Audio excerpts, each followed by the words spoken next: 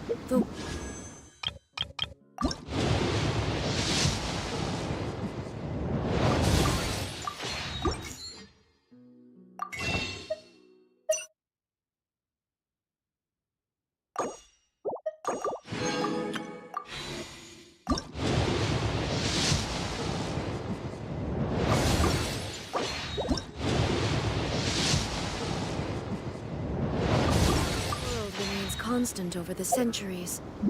But human life is like the dew at dawn, or a bubble rising through water. Transitory.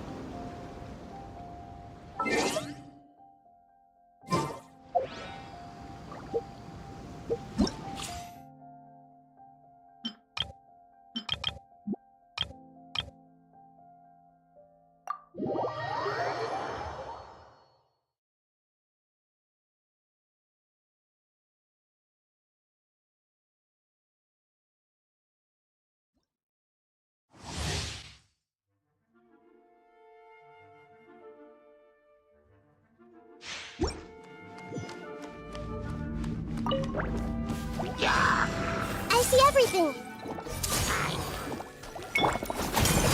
Boba, get them!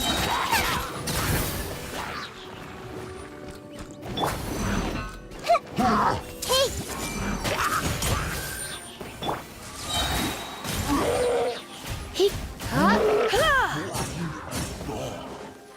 Get! Everyone hold hands! Let the show begin. You're toast! I see everything! Earlier!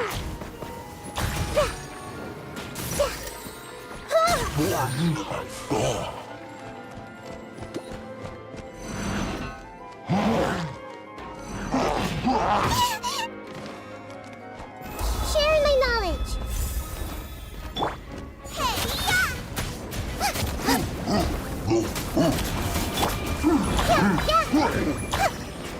Everyone hold hands!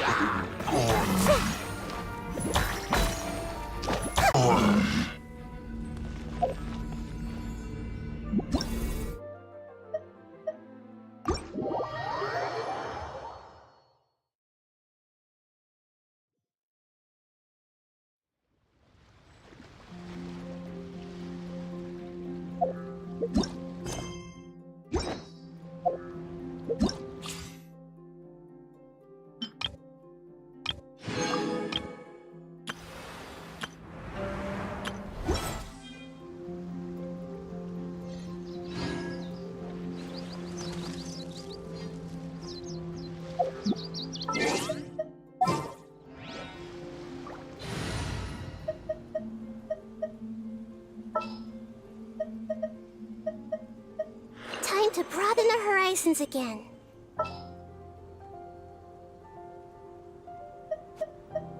Whatever would you do without me?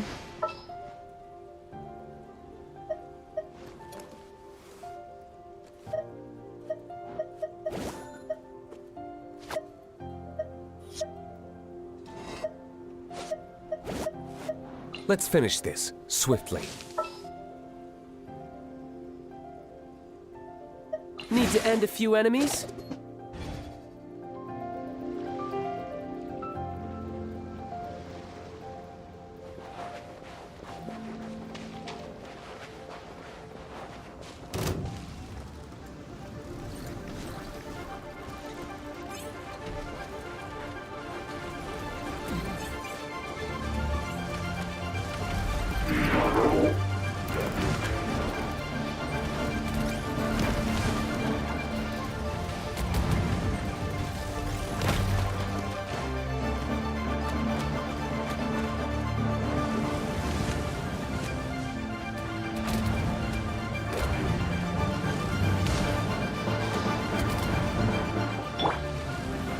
see everything!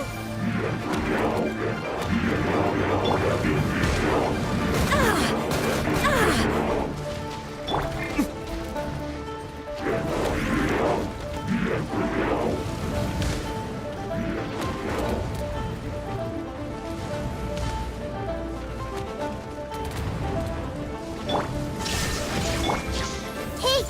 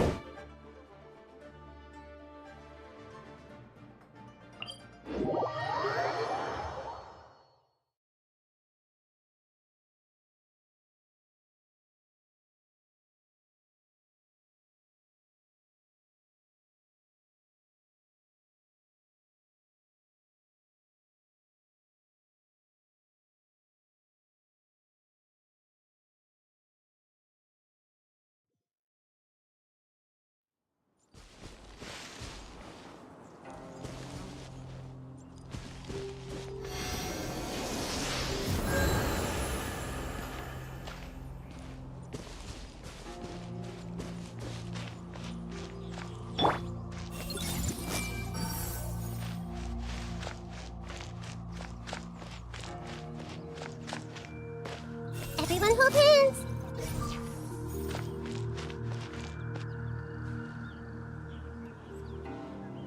I see everything!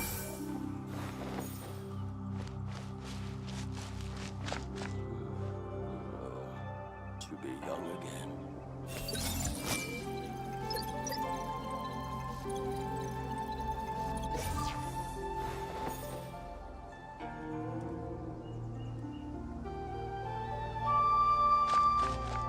Hey!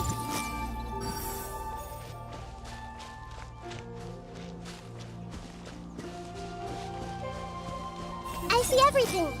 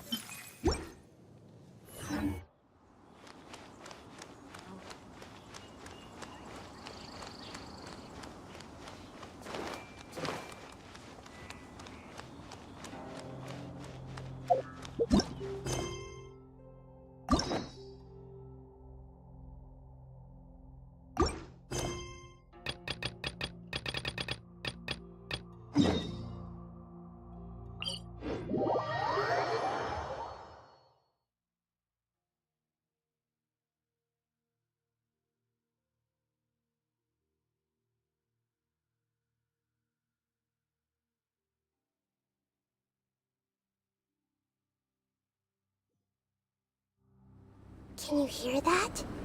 The heavens are whispering to all living things. It's time for bed now. Hey!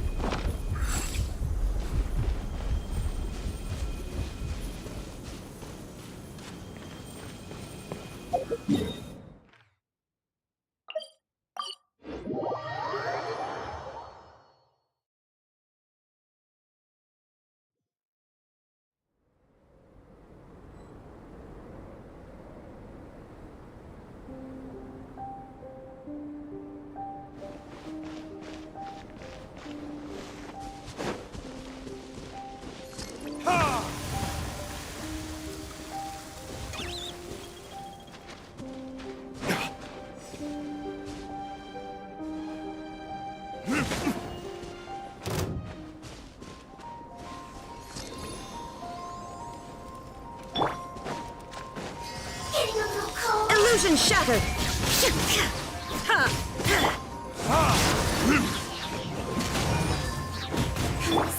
I see everything!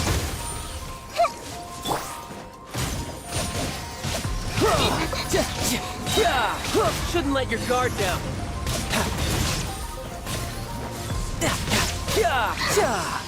No time to lose.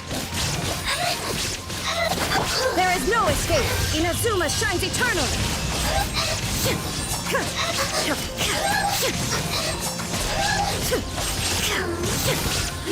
Shine down!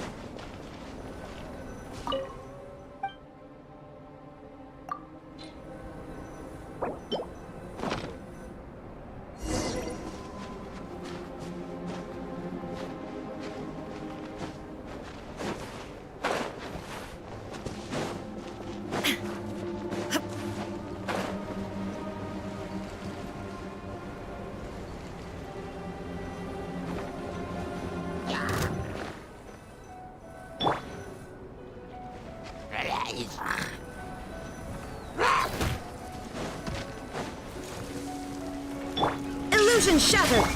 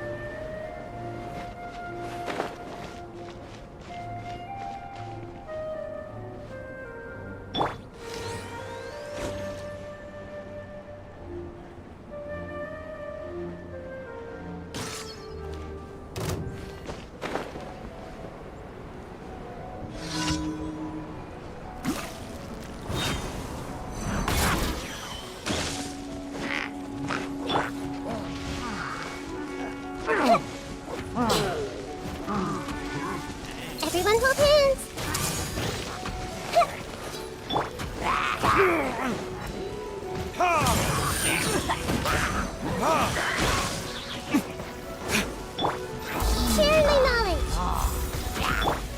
Torn to oblivion! Shine down!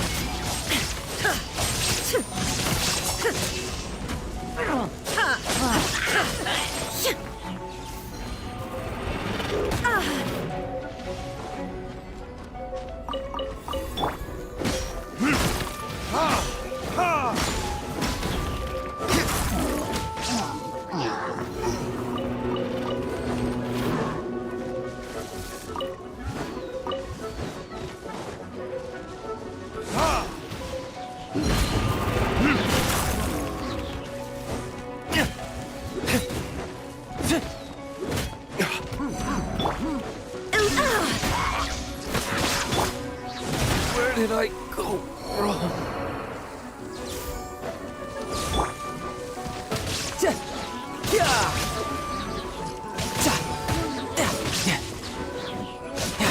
Yeah, brace yourself. This is gonna hurt.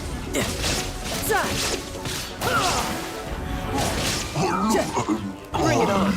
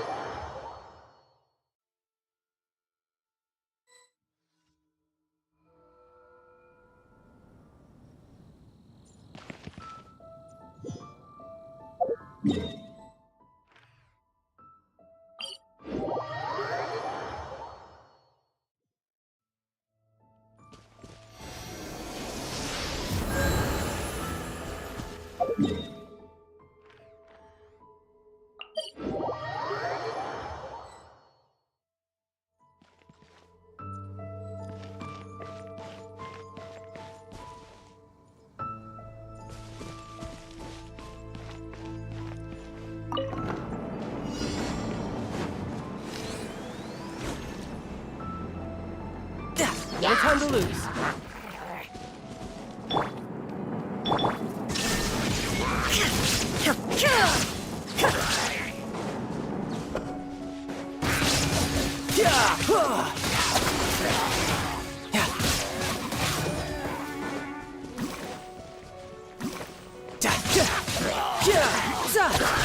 Who's next?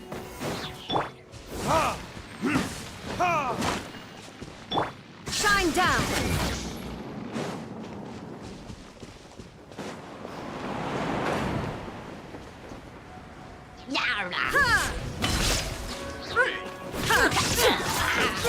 Committed to memory. Yeah.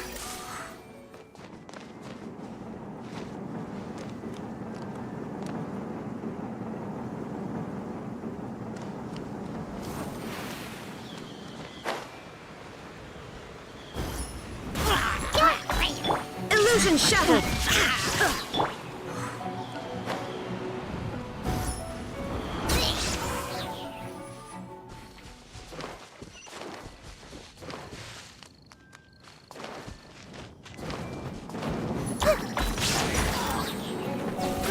Grow. Yeah.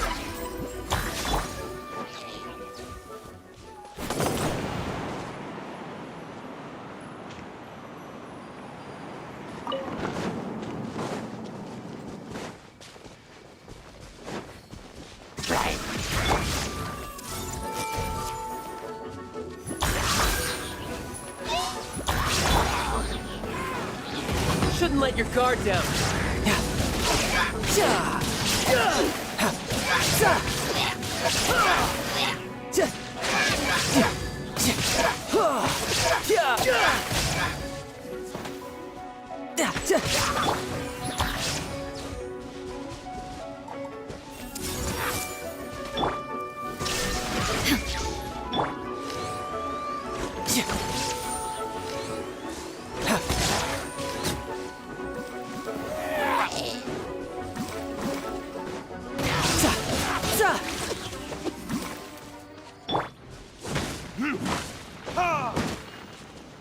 There is no escape!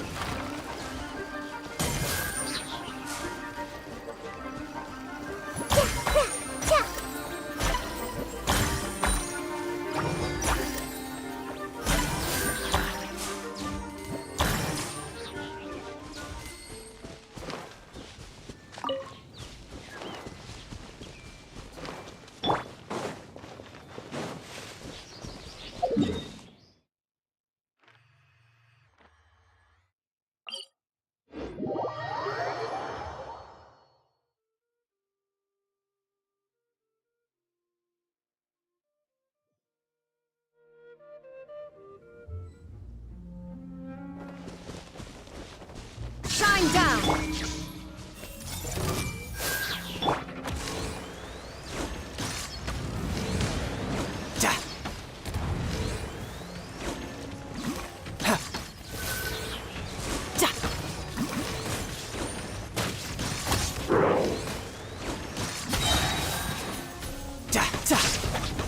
There is no escape! Hey! Yeah! Yeah! Bring it on!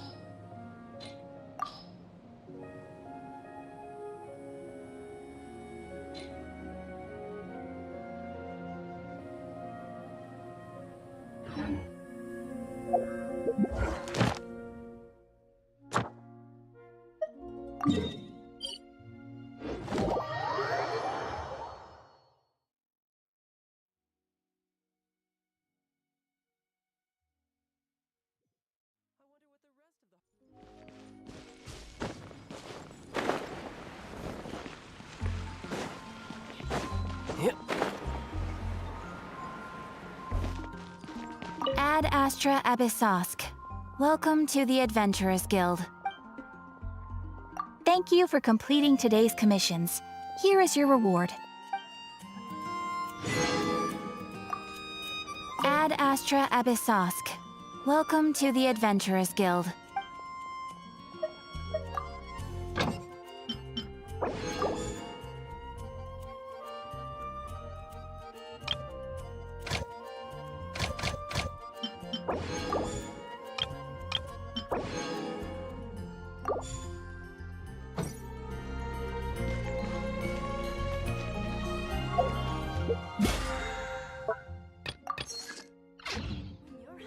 Everyone can hear your voice.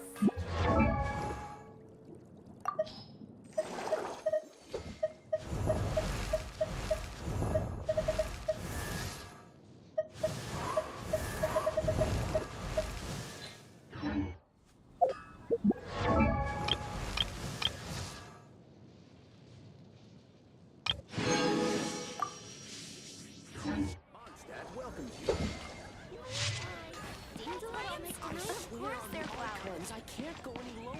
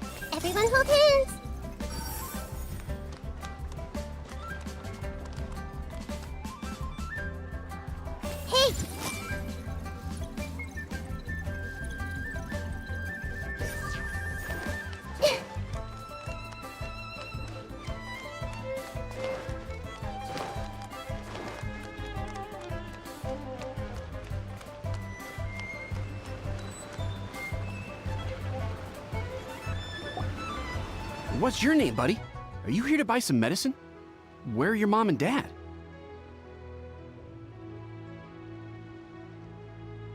Are you lost? No, I'm not. My name's Ayu, and I'm here because... Hey there, Chi-Chi! Hi, Gui! What's going on? Hi, Traveler and Paimon. You've actually come at the perfect time. This little boy seems to have gotten himself lost. I think he must be new to the city, probably wandered away from his parents and... No, listen to me! I'm not the one who's lost. It's my dad. Your dad? How does a fully grown man manage to get lost in Liyue Harbor? Well, my dad's always been kind of forgetful. In the past, he was just a little slow to react sometimes. But I'm worried that it's getting more serious. So, what about your mom? She went out a few days ago to gather some herbs for my dad, but she still hasn't come back. Meanwhile, my dad's been getting worse and worse. I remembered that the owner of Boo Boo Pharmacy always runs a clinic in Chingsa Village during the Lantern Ride, so I thought, why don't I take Dad to Liyue Harbor to see him there? When we got to the city gate, I took a moment to ask the Millelith guards for directions to the pharmacy. And then, when I turned back around, my dad was gone! I asked the Millelith guys to go find him, but he said they won't be able to send that many people. So then I figured, maybe I can ask some other people in the city to help. You came to the right place. We're pros at finding people. Isn't that right, Traveler? Changshin can help. She has a good sense of smell, like a dog. Hey, who's talking about me behind my back? Chengsheng, Chi-Chi meant that as a compliment. There's no need to be upset. Hello, child. You mentioned that you were looking for the owner of Boo Boo Pharmacy. How might we be of service? You have a talking snake? Oh, are you Uncle Baiju? Uncle Baiju? Chengsheng, now's not the time. My dear boy, could you tell me more about your father's condition, as much as you can recall? Yes, Dr. Baiju.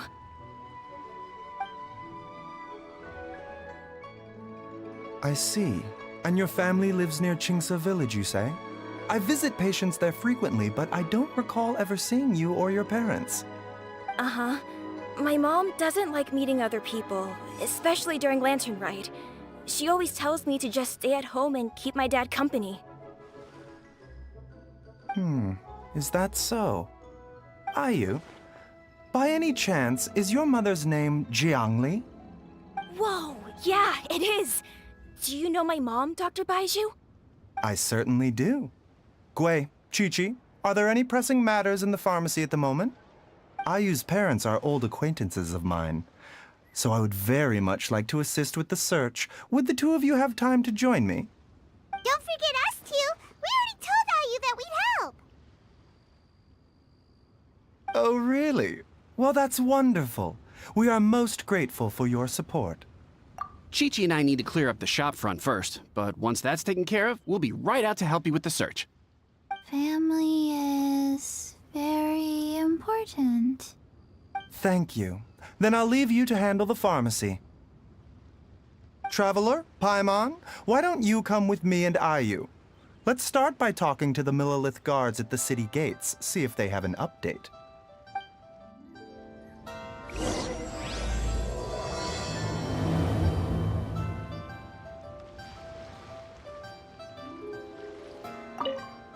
Can you believe that little boy brought his father all this way to see the doctor? Oh, what a remarkable child. I didn't even know how to buy medicine by myself when I was his age.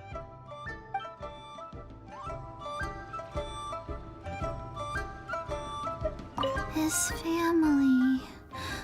We have to find them.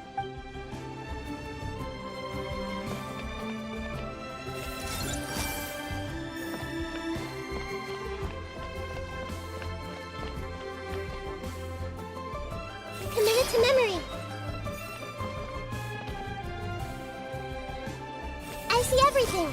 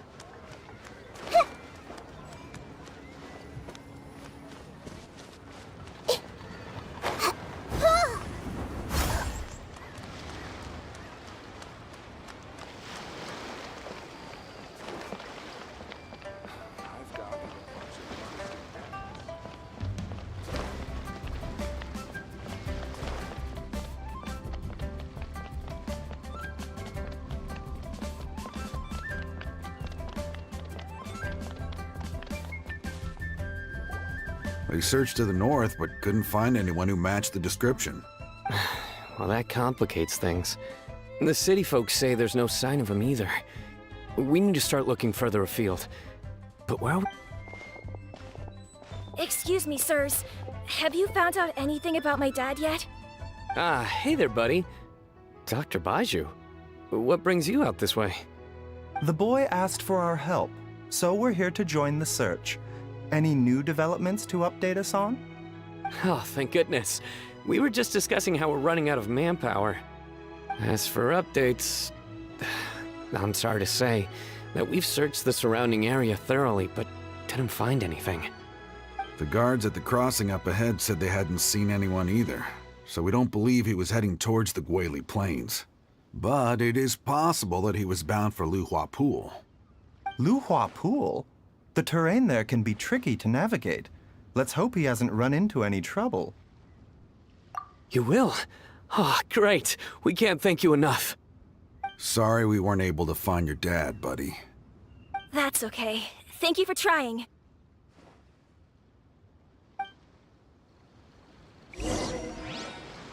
I'm afraid we have to stay at our posts, so we won't be able to join you in the search. We'll update our superiors on the situation and see if they can assign anyone else to help.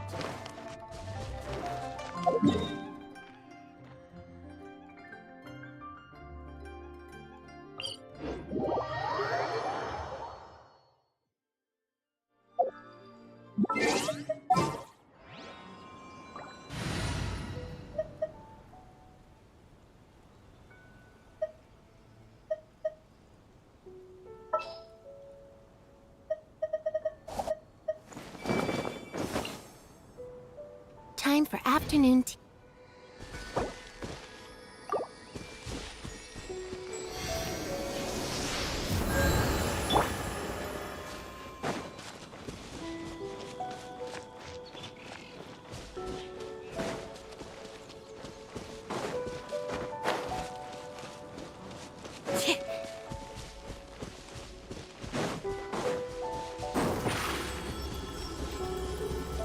Step on us!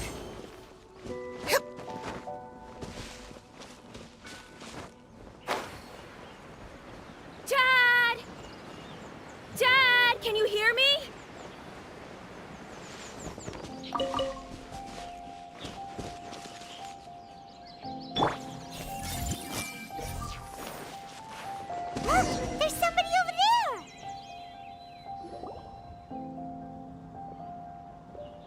Oh no!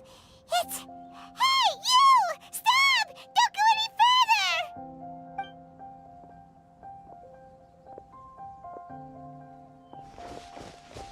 Watch where you're going! Oh, dear customer, Wangsheng Funeral Parlor does appreciate your patronage, but you needn't hasten the inevitable. Are you all right? Huh? Dad! Hey, Hu Tao! My, who do we have here? It's the Traveler in Paimon, and... my worst nightmare. I see she still hasn't warmed to you. Thank you, Director Hu, for saving this man. Dad, are you okay? Do you recognize me? It's me, Ayu! You're... Ayu? Who am I? Your name is Xiao Liang, and you live just west of Qingsa village. You were supposed to come to Liyue Harbor to see the doctor. Remember? Does that jog your memory? Oh, my name is Jia Liang. Liyue Harbor. See the doctor? Yes, I'm Jia Liang, and I need to see the doctor. Wait, why do I need to see the doctor? Uh-oh. He seems in really bad shape. We need to get him back to Boo Boo Pharmacy right away! Sorry, Hu Tao, gotta dash! Dinner's on us next time! Hold on a second. You're not seriously thinking of taking him to Boo Boo Pharmacy in this state, are you? Huh? Why not? What's the problem? Come on, Baizhu. Don't tell me you haven't noticed it. Didn't your master teach you how to spot the signs? Why do I get the sense that you spotted them right away, but you're planning to use it for your own ends? Use what? What are you talking about? Paimon's lost. There are traces of god remains in Jia Liang's system. Yes, but more importantly, they're on the verge of an outburst. If that happens, the consequences will be unthinkable. Paimon's sorry. What? God remains? There's no need to worry, Director Hu. I have methods of keeping them at bay. It is the sworn duty of all who practice medicine to cure illnesses and save lives. What reason would I have to neglect a patient in need who is right there in front of me? Besides, it was my late master's dying wish to be able to save this patient in particular. Perhaps out of respect for him, you could give me a day's grace so that I have time to treat him? Now you're bringing my great-uncle into this? Baizhu, just what are you planning this time? Merely to cure this man, nothing more. But of course, if you have any doubt as to my intentions, you are more than welcome to accompany me to Boo Boo Pharmacy and monitor my activities. Oh, really? I thought I was persona non grata at Boo Boo Pharmacy. You're being unusually generous today. Okay, deal. We're not gonna solve anything by keeping Jia Liang here. I'm happy to do it your way, but only for my great-uncle's sake and the travelers, of course. You must be pleased you brought the Traveler along. Otherwise, this would have been a much more vexing ordeal. Well, time is of the essence. Let's get ourselves back to Boo Boo Pharmacy at once.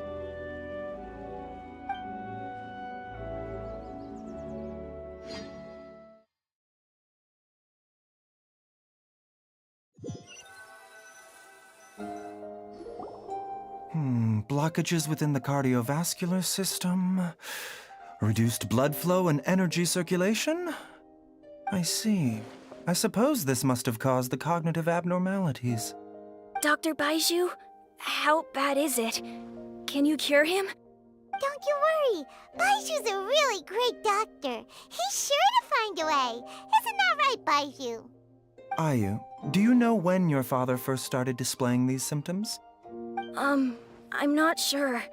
He's been like this for as long as I can remember. But it wasn't as bad as this when I was still little. So it's been a long time indeed. No, I have a treatment plan in mind. We can start tonight. Come and see me again tomorrow morning. I promise that by then, Ayu will find his father healthy and lucid again. Thank you, Dr. Baizhu. Thank you so much. If you still have any misgivings, Director Hu, please feel free to hang around for as long as you wish. However, it would be best if you step outside this room. A doctor must be able to focus when treating a patient. Any distractions heighten the risk of complications. Yes, of course, absolutely.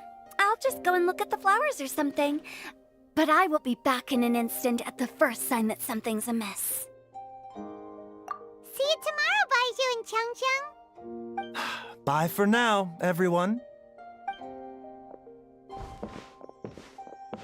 Are you ready, Baizhu?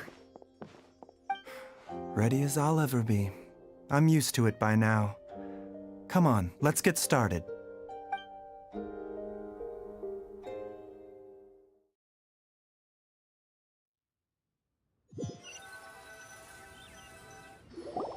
All's well that ends well, huh?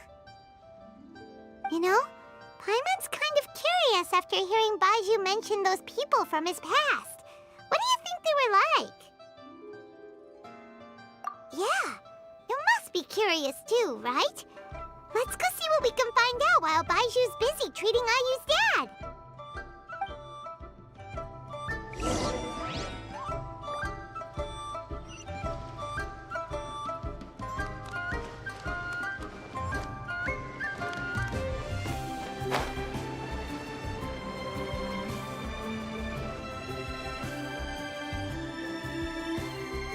While I'm idling time on admiring the scenery, the spectacled snake-bedecked docs doing surgery.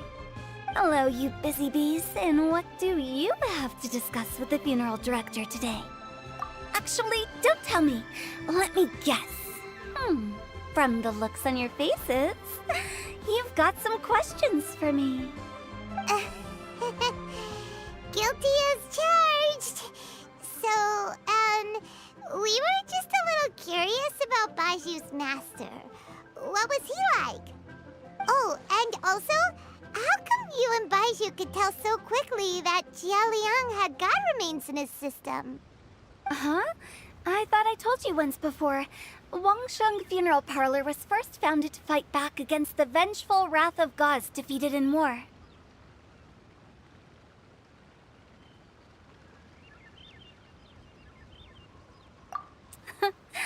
Well, it is a dusty old tale by this point. Long story short, in the ancient world, dead gods were acting up, so our ancestors started purifying the air and burning the bodies of the deceased to guard the border between life and death. These days, we don't deal with the wrath of the gods anymore, but all the relevant know-how is still passed down to each generation, so we can identify gods' remains when we see them. Okay, Paimon gets it now. Wait, so how did Baizhu learn to spot them? Almost certainly from his master, who was also my great-uncle. Baiju's master was my grandpa's younger brother, a former deputy director of Wangsheng Funeral Parlor. Wow, fancy that! Huh. So, if he was from Wangsheng Funeral Parlor, how did he end up as Baiju's master? According to my grandpa, he and my great-uncle once went traveling together when they were young. They ended up at Chenyu Vale, where they met a pharmacist. That pharmacist must have cast some sort of spell on my great-uncle, because after that encounter, he suddenly announced he wanted to leave the family business and go practice medicine instead. My grandpa had a huge argument with him, but he couldn't convince him to stay. So my grandpa inherited the funeral parlor, while my great-uncle stayed in Chenyu Vale to practice medicine. They never spoke to each other again. Funeral director to doctor is a pretty big career change. Kinda hard to imagine. But why did it drive a wedge between them for the rest of their lives? That seems a bit extreme. If he had just become a regular doctor, there would have been no issue. After all, the Wangsheng funeral parlor wasn't unlike a regular doctor's clinic in the early days. But according to my grandpa, the pharmacist they met had a very ominous aura about him. And on top of that, the kind of medicine practiced in the Chenyu Vale tradition goes against the natural order of things. In what way? Don't know. My grandpa didn't know the specifics. And you've seen how wary Baizhu is around me. He'd never tell me anything. But even that says to me that he definitely has something to hide. One thing I do know about Baizhu is that he's obsessed with the idea of immortality. But whether that has anything to do with what he's hiding is hard to say. Anyway, so I will be sticking around here for now to keep a close eye on the situation. Maybe tomorrow I'll finally figure out what he's up to. After all that, it seems like we have more questions than answers. Never mind. We'll just have to ask Baizhu himself about all of this tomorrow.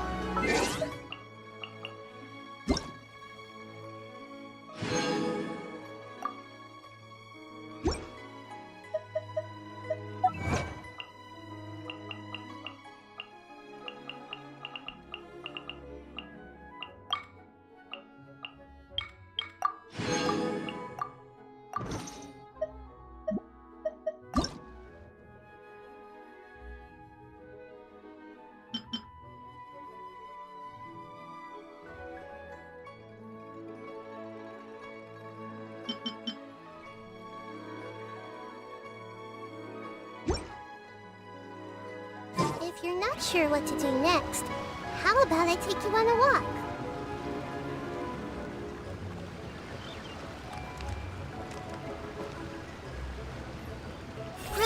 Grow!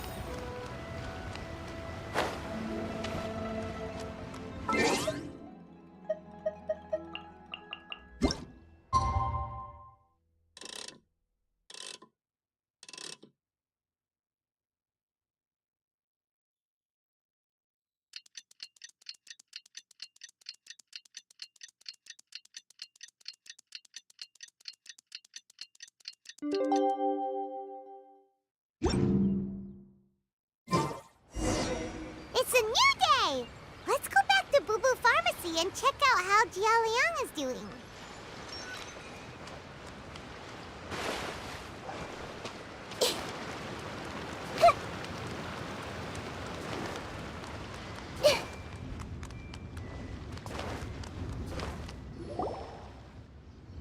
Dad!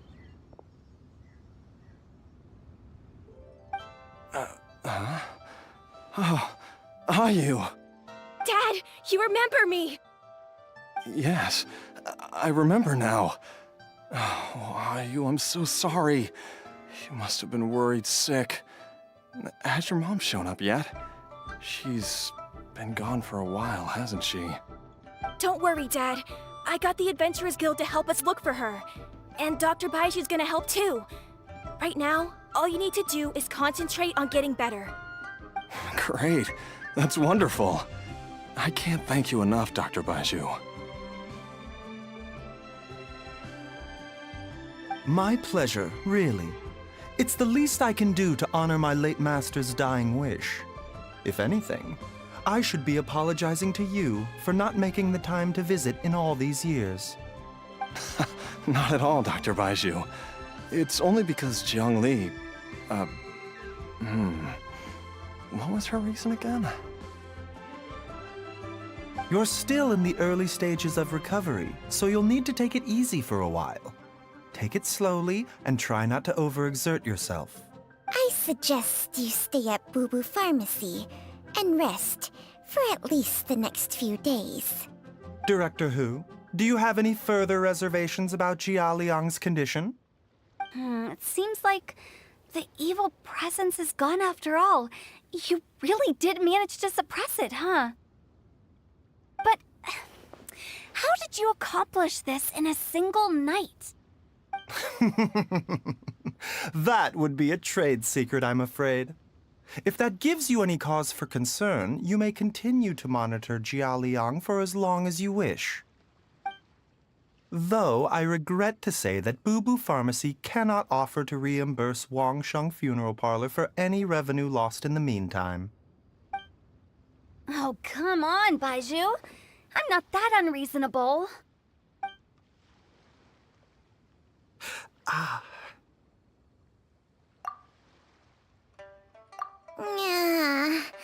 I've been stuck indoors for too long. Baizhu, take me outside for some air, or I'm going to suffocate. Yes, of course. Everyone, please excuse Qiangsheng and myself for a moment.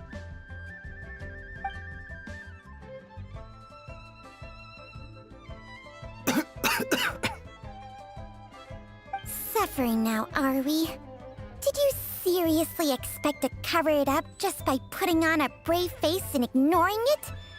If it weren't for my quick thinking, they'd have all seen the sorry state you're in by now. But in any case, why must you keep this a secret from everybody?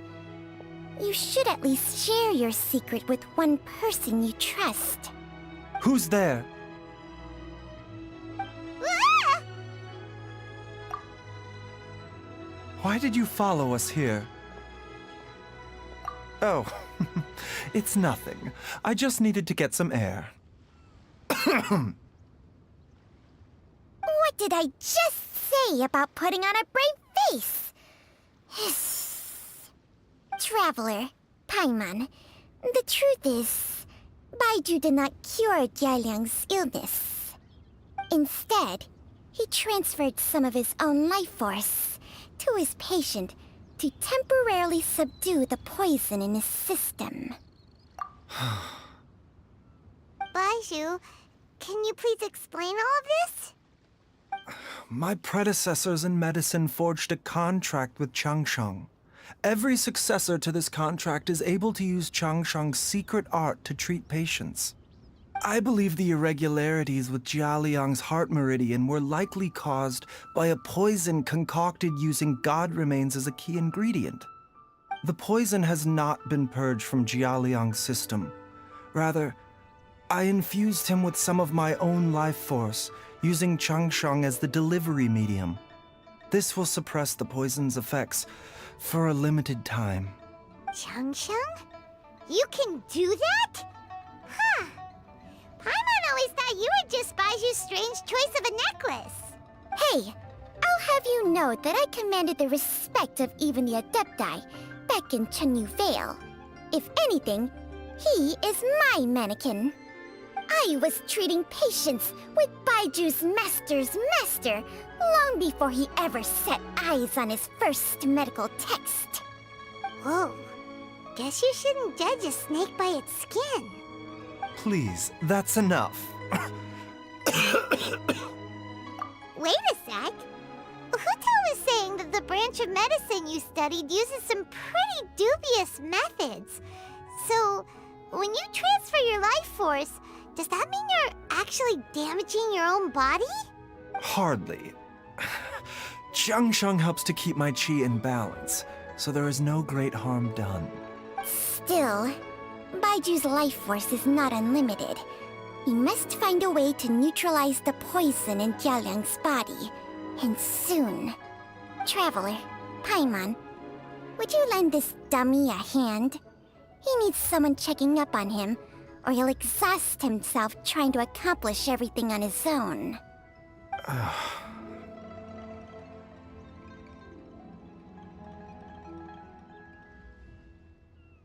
Baizhu, don't you think you should seize this opportunity? You cannot expect to hide this from everyone for your entire life. Time will see that all secrets surface eventually. Entire life. Thank you, Traveler and Paimon. Paimon doesn't think we've seen this side of you. But there's no need to thank us. You've helped us out before. The poison in Jialiang's system must have accumulated over a prolonged period. I think I should pay a visit to their family home and look for clues as to how he might have been exposed to it. Yes, I asked Ayu this morning before you arrived. He told me that his family lives in a secluded spot to the west of Qingsa village. Let's head there together once I've asked Gui and Chi-Chi to look after the pharmacy. As well as investigating Jia Liang's exposure to the poison, we should also keep an eye out for Ayu's missing mother, my fellow disciple Jiang Li.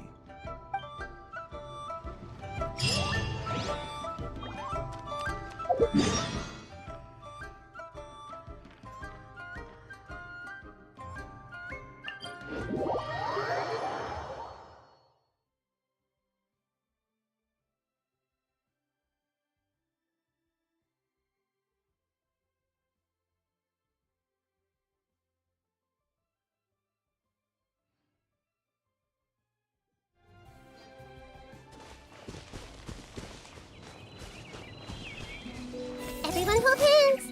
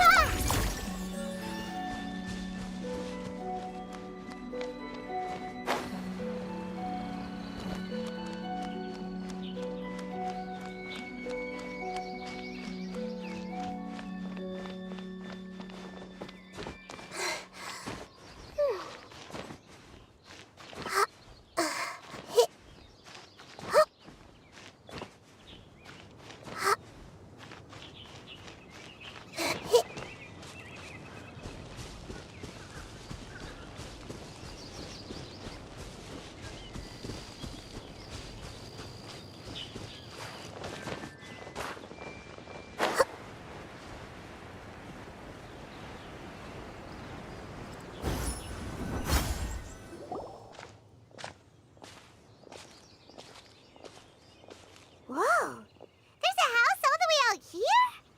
Huh. It's so well hidden, Paimon's never noticed it before. Nor have I. And I've hosted clinics at Qingsa village many times in the past. If you ask me, Jiang Li was trying to remain unnoticed. Oh, that reminds Paimon. We meant to ask earlier, but it slipped our minds in the rush to get here. Could you tell us more about Jiang Li? You said she was your fellow disciple, right? She was indeed. We studied medicine together under the same master near Chenyu Vale. She is several years older than I and also began her travels far earlier than me. As a result, the time I spent studying alongside her was rather short.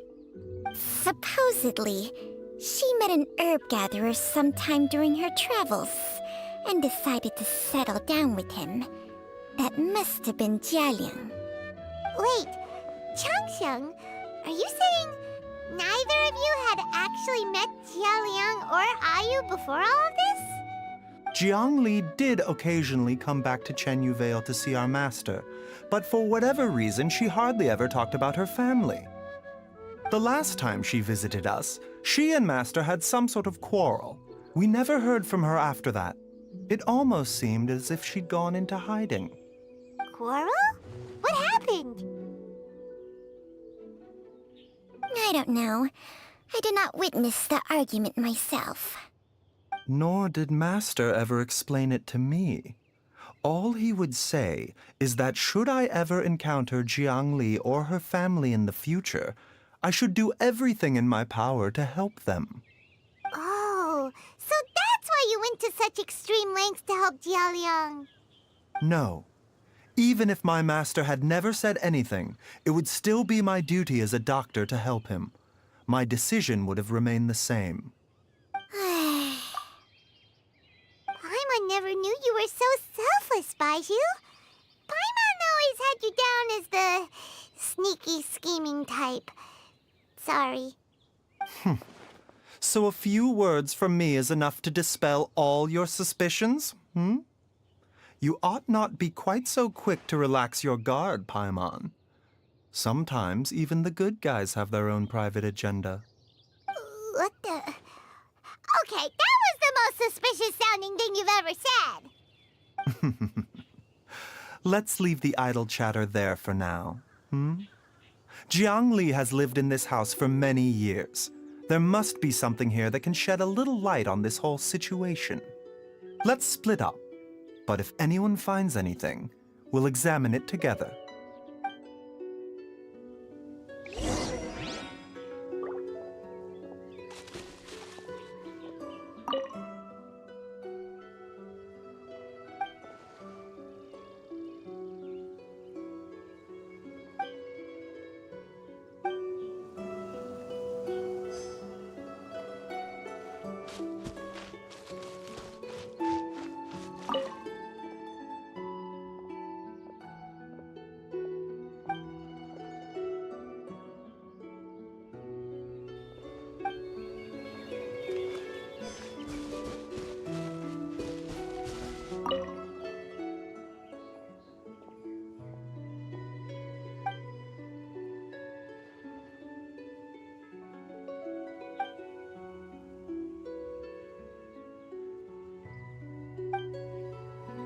Traveler, Paimon, come quick!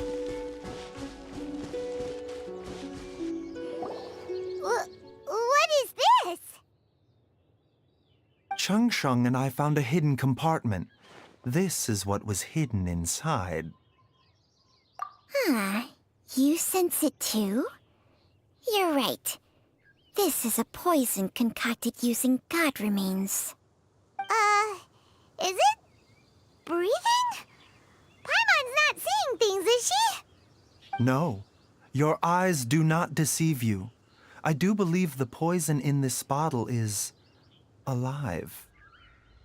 Some toxins act a lot like living organisms. I read about this once in the Origins and Symptoms of Diseases. This ancient class of poisons consists of mother and minor loads, capable of sustaining a connection over vast distances. If it's a concoction of this kind we're dealing with, then both the poison in Jialiang's system and this one here are likely minor loads. Offshoots, essentially. Offshoots? So, the main body is somewhere else? Correct. Whoever is administering the poison can manipulate the source to indirectly control the poisoned individual's behavior and even cognition.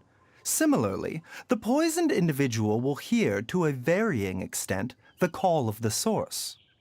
The call of the... Wait. So, back when Jialiang ran off, maybe that explains where he was heading! Only one thing could have been drawing him there. The source of the god remains used as the poison's key ingredient, the mother lode. This is getting crazier and crazier. What kind of person would do all this just to poison Jialiang? Hey, why has everyone gone quiet all of a sudden? Since this poison was carefully hidden away in a secret compartment, the one who concocted it is likely a resident of the house. You mean Jialiang? Why would he poison himself? Think a little harder, Paimon. Someone else who lives here, and who might have expertise in crafting drugs. Huh? So you're saying... it was Jiang Li? Wait, but that doesn't make any sense either! Why would she poison her own husband? I agree. It makes little sense. Jiang Li does not strike me as the kind of person who would do such a thing. Look at the facts, though. How many people in the entirety of Liyue have the ability to concoct a poison from god remains? It's too early to draw any conclusions. We should question Jialiang about it once he has made more progress in his recovery. Yes.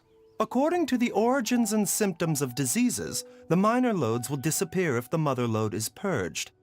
So if we can find and destroy the source of these god remains, the poison will leave Jialiang's system without the need for any further treatment. Do you know anything about god remains in Qingsa village? Even the history books have no record of this. The only ones who'll know anything are those old fogies who have been hanging around here since the beginning of time. Didn't you used to be on good terms with the Adepti, though? You sure they didn't tell you anything about this? Well, Changsheng's memories and powers are not what they were in her prime. These days, she has to enter a contract with a mortal and share their life force just to sustain her own life. I fear that such ancient events are long gone from her memory by now. Whoa, what? Enter a contract? Share life force? Sounds like some pretty spooky sorcery if you ask Paimon. hey! Plenty of people would jump at the chance to join forces with a powerful being like me. With my assistance in rebalancing your chi, not only can you extend your lifespan, but you will also be stronger, healthier, and able to eat whatever you like with no risk of upsetting your stomach. Stronger and healthier? Wow, that's amazing! Baizhu, maybe when you retire, you can let Paimon sign a contract with Changsheng for a few days. Unfortunately, Changsheng's contract has strict requirements regarding the host's temperament. None of her hosts have ever been exempted from these rules. I fear that I will be unable to accommodate your wishes, Paimon. Temperament? Hey! What are you trying to say? Did you just subtly insult Paimon to her face?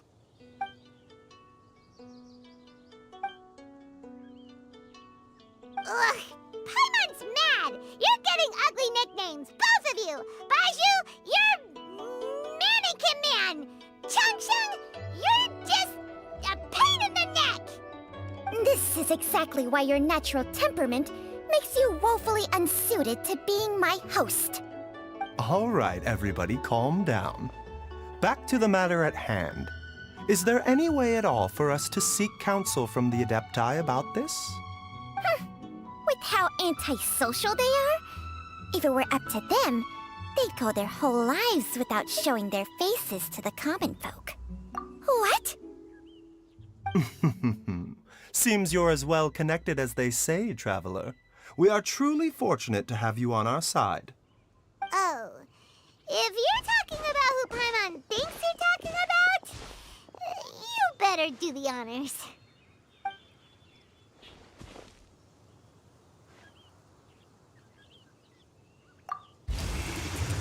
You called? Ah! Ugh, gets Paimon every time. Are all Adepti in the habit of materializing out of thin air like this? Well, this is unexpected. Huh? It's you. Baizhu of Boo Boo Pharmacy. I do believe I've had the pleasure before. The Lantern Rite, when we met briefly, I was unaware of your true identity. I must apologize for the discourtesy. Huh?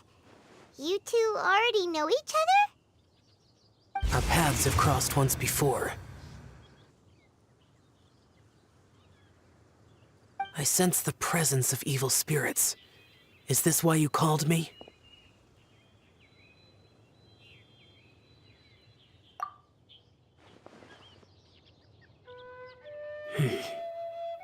So someone has been concocting demonic poison. Too often, fervent desires drive mortals to abandon all regard for their own safety. It is lamentable. I now know what you seek.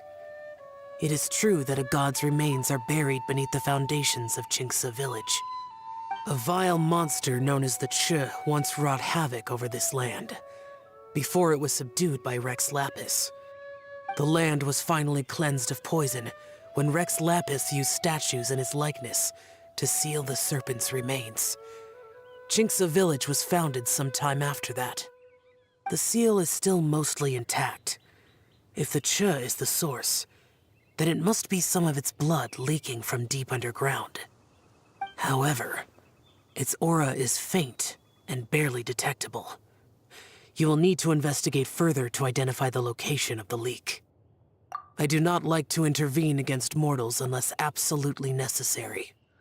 But when demonic forces are involved, things can spiral out of control. If that happens, be sure to call my name again.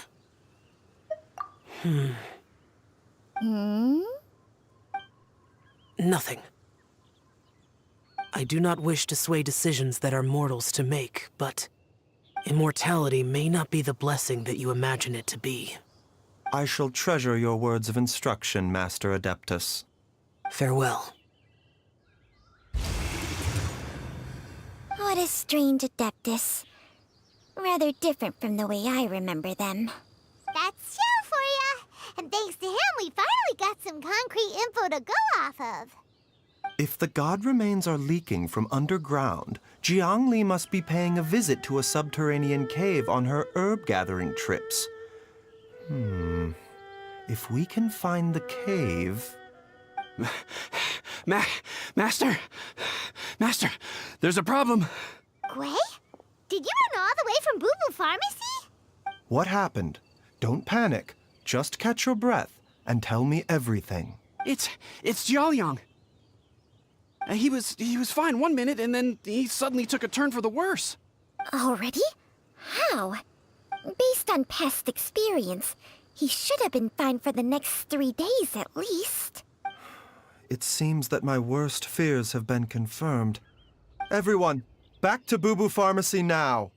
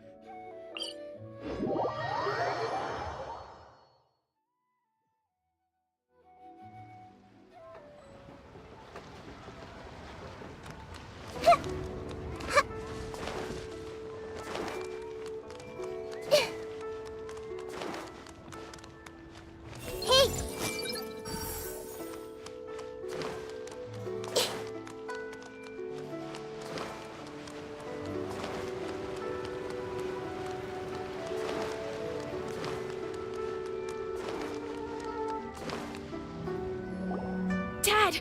What's wrong? Dad? Don't be scared. Dr. Baishu will be back soon. How is he doing? Dr. Baishu, you're back! My dad was doing fine earlier, but then he suddenly started coughing up blood. Now he can't even get a full word out anymore. When Gwei left, he was still conscious. But now... Gwei, please take Jiaoliang to the back room and prepare for treatment. Yes, of course. Don't worry, Ayu. I will cure your father. Baishu's not gonna use Changsheng's secret art again, is he? Oh, please don't worry. Dr. Baishu will find a way. But...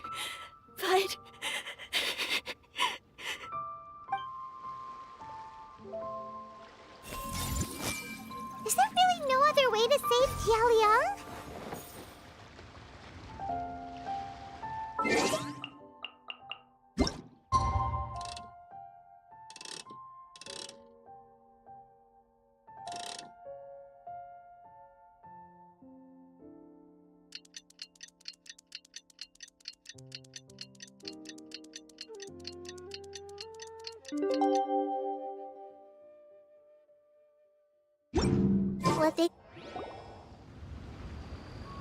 How are you feeling, Dad?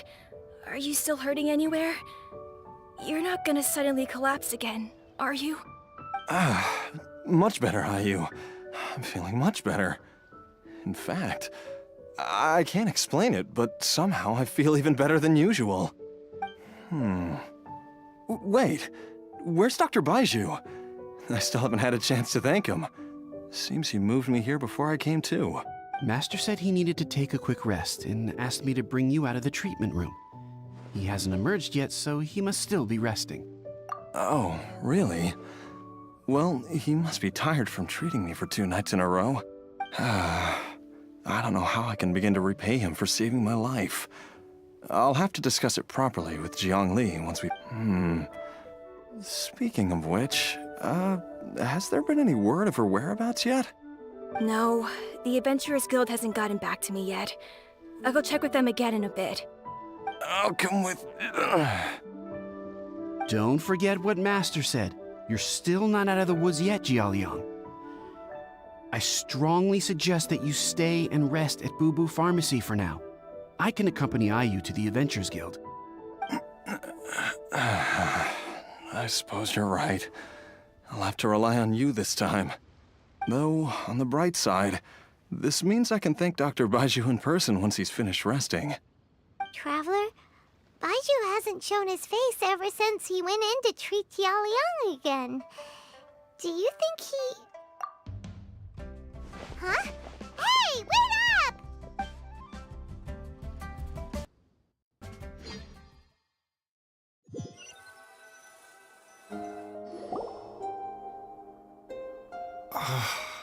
Huh? You're finally awake? That was far too risky, even with me here to help you balance your chi. There was no time. I had no other choice. In any case, it was not completely without benefit to myself. I managed to learn something. Jiangli's design is quite brilliant. She makes numerous innovations that I can learn from. Alas, if only there wasn't a catch. So, how much longer do you think Baizhu's gonna nap for? They've been outside waiting for you the whole time while you were asleep. Shall we at least go and show our faces? All right.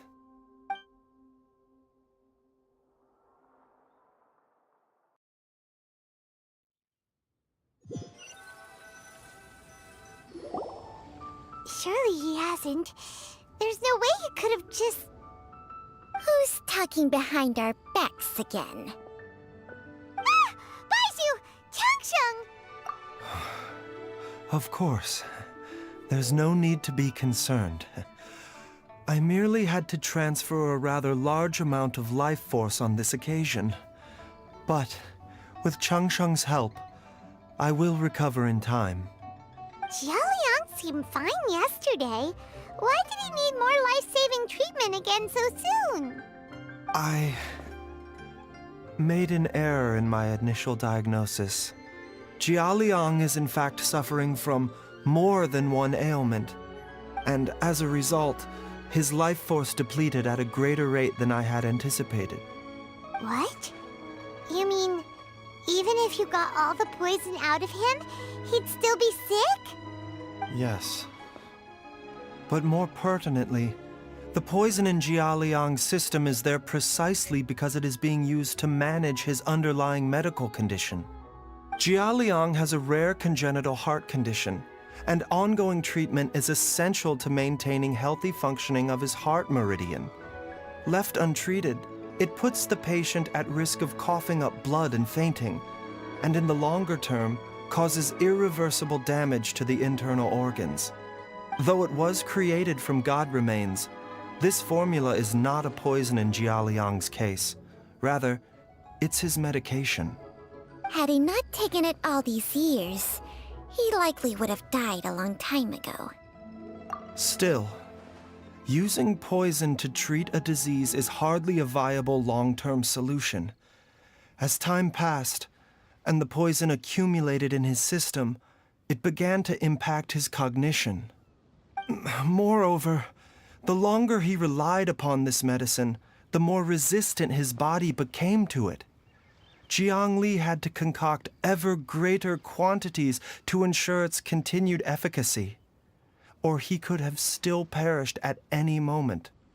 That explains why Ayu said his dad has been getting worse, and why his mom went off to gather herbs.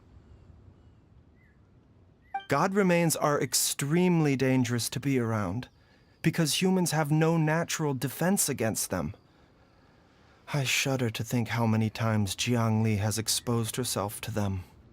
I fear that the situation is just as that Adeptus described. In an effort to save Jia Liang's life, Jiangli has abandoned all regard for her own safety. I never suspected that even Jiang Li would turn to the same path as so many others over the years. Perhaps this is the inevitable course of fate. To sacrifice one's own life to save others. To go beyond human means in order to do the impossible. Whatever the cost may be. Well, I think that it's too early to say with any certainty what fate has in mind. In any case, I have stabilized Jia Liang's condition for now, so our immediate priority should be to get ourselves back to Qingsa village and find out where Jiang Li is. Her regular exposure to God remains over such a long period will have been catastrophic for her health.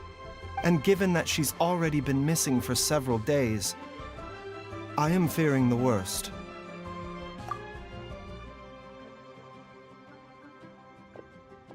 It's me, Traveler, Dr. Baizhu. It's Jiao Liang! Don't tell Paimon you overheard everything already. Dr. Baizhu, please let me come with you. You've already done so much for my family. I can no longer just sit here and watch while you put yourself at risk for Jiangli's sake. After all, if it wasn't for me, she wouldn't have had to put herself in harm's way in the first place. I know I won't be of much help in battle, but at the very least, I can show you the way. I'm sure I'll be able to remember. I know there's a spot where she says goodbye to me every time she goes to gather her herbs. I'm sure I'll remember. I have to remember. Be careful. If you get too agitated, your blood pressure and stress levels will rise, putting further pressure on your heart. For your own safety, you should stay here and rest. No! We're out of time! We have to go now, before I forget everything again. This trip will be extremely dangerous, and there is a very real possibility that you will not return from it.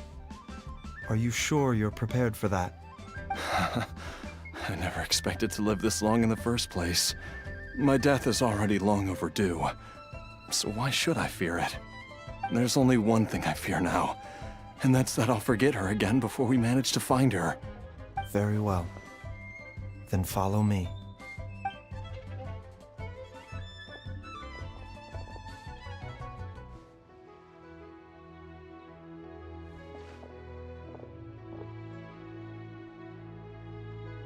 Dr. Baizhu, are you heading out again? Yes. This could be a long one. Could you please prepare a dose of the usual formula? Please add an extra measure of mistgrass pollen, and 1 dose each of the ingredients from the 3rd and 5th compartments of my medicine cabinet. I hope it works. Dr. Baizhu, do you mean... Hop to it now, and remember to be careful with the cauldron this time. You don't want to burn yourself again. Okay.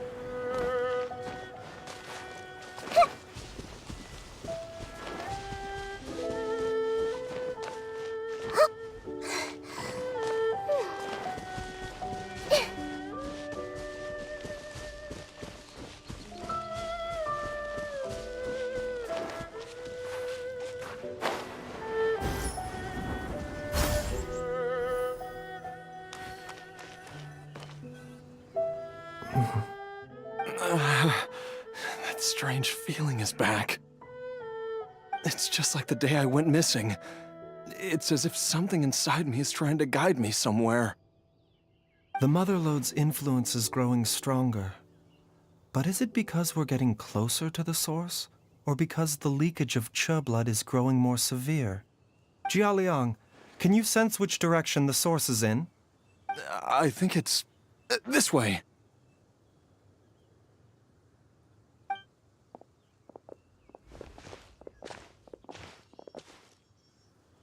Yes, I'm sure of it.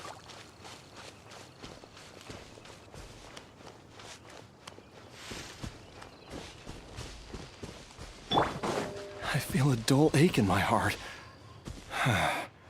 This must be the way.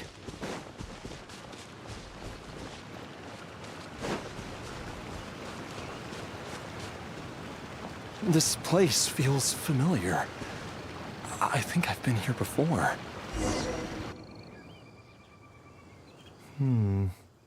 There is an inauspicious presence here. Even I can sense it. I think I remember this place. Jialiang, are you okay?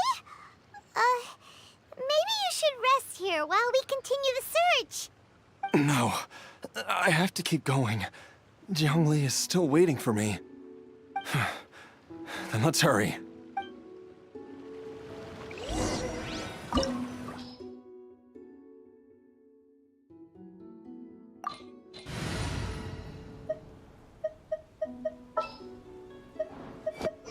This world is full of unsolved mysteries.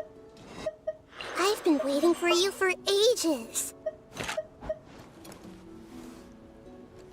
Oh, how exciting!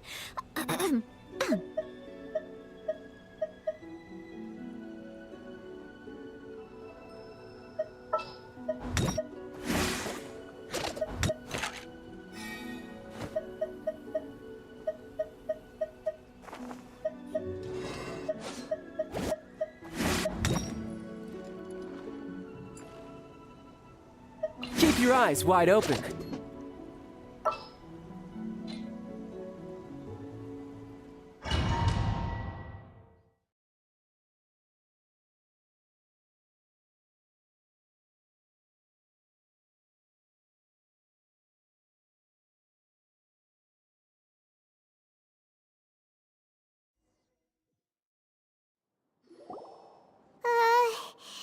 This place gives Paimon the creeps. Who knows what we're gonna find up ahead? The digging marks here appear amateur and rather old. I suspect it is a thieves' tunnel. A thieves' tunnel? Paimon has heard rumors about treasure around these parts before. Maybe it was the treasure hoarders that dug this tunnel. Judging by the tools they left behind, it's certainly a possibility. But why did they abandon this place without even stopping to pack up their tools? I remember now. She took me here once and told me that she'd found a way to save me in this cave. But she said that the method would cause me to, curses. Why can't I remember what she said? Easy, Jialiang. Come on, let's keep going.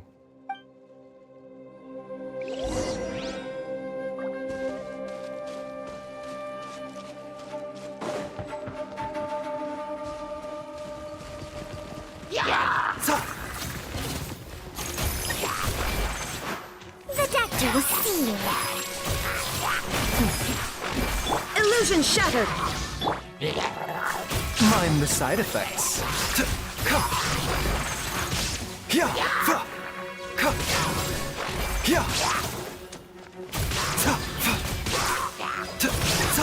Tidal wave! Who's next?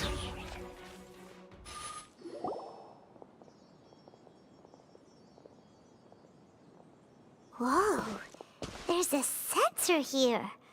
Those treasure hoarders sure made themselves at home.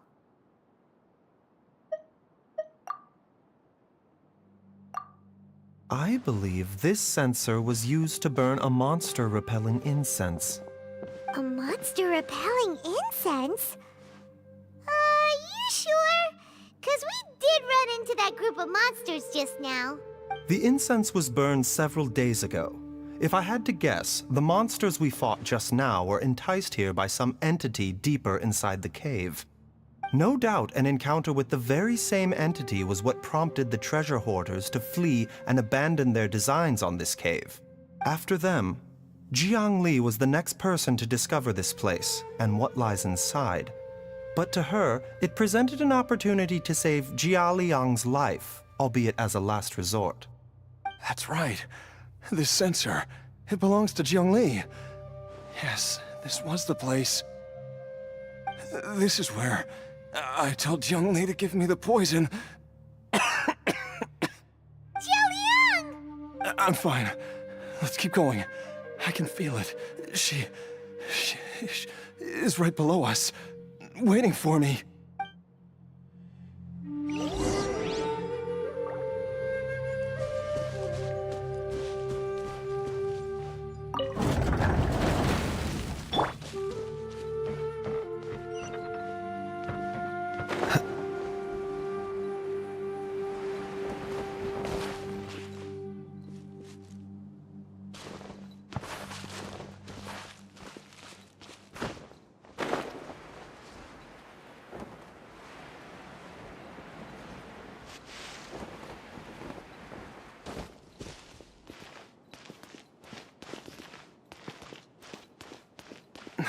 I can feel it. We're getting close. We're almost there. It's right up ahead. The place where we made a pact together to... Aha!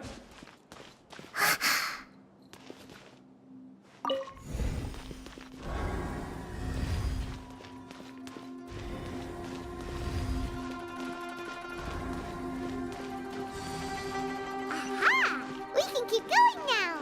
From the looks of it, the energy released by this mechanism can not only clear barriers, but also be conducted by corresponding mechanisms. Perhaps it's something we can make use of.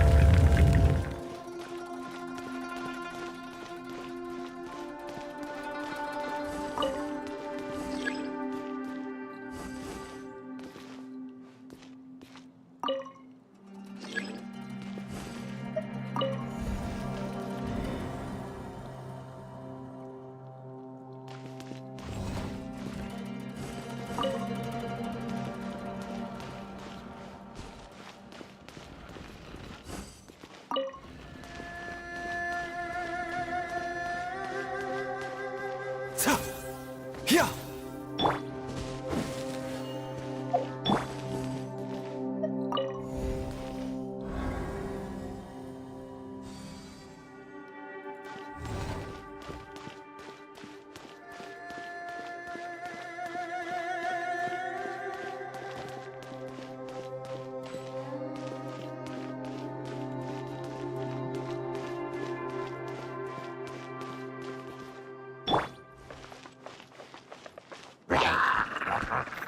Leave it all to me.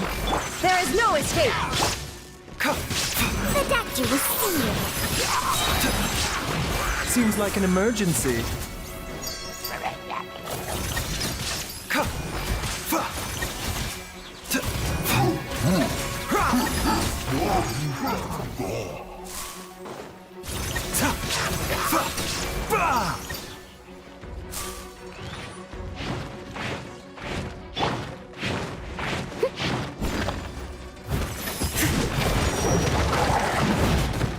As a good knight should.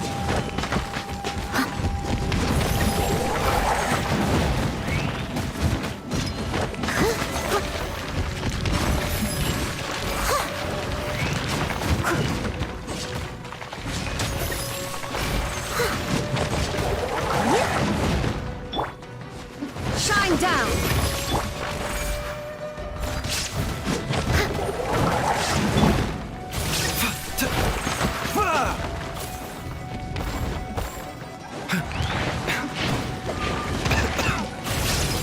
Mind the side effects. The doctor will see you. This is nothing.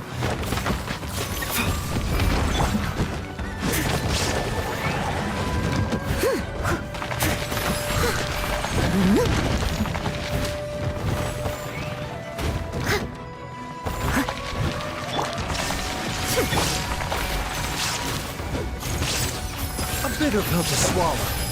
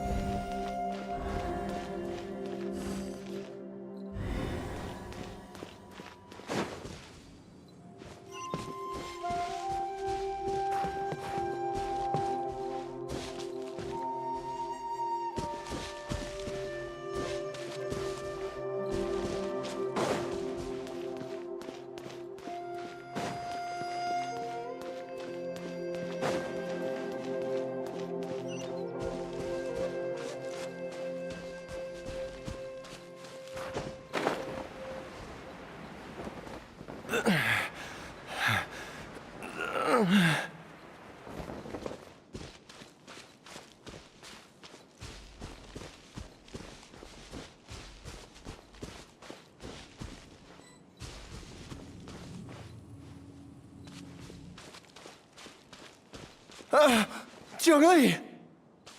Look out! There's a monster next to her! The god remains must have lured them here. Watch my back.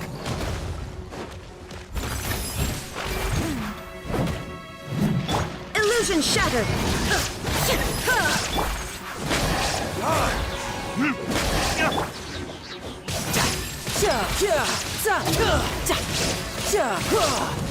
Brace yourself.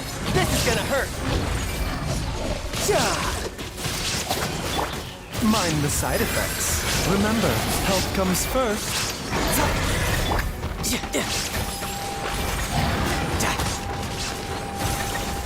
No time to... Leave it all to me.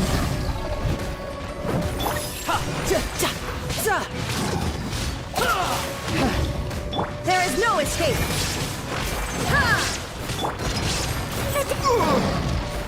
A bitter pill to swallow.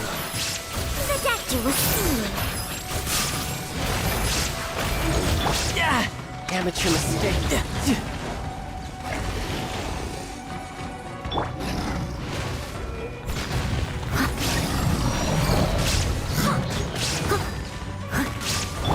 Seems like an emergency.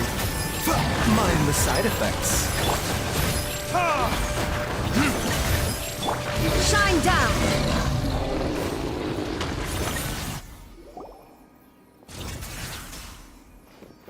Dr. Baiju, how serious is it? Is she... I can still feel a pulse, but her condition is quite grave. The god remains here are encroaching on her cognition, much as the poison in your system did to you. If we don't eliminate it soon, then even if we save her life, I fear that she may never wake up again. Then, what are we waiting for? Let's destroy the remains right away! It's not as simple as that. Don't you remember what Baiju said?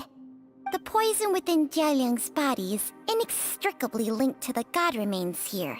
If the source is purged, the poison in his system will stop having any effect. And the poison within Jialiang's body is keeping his heart condition under control.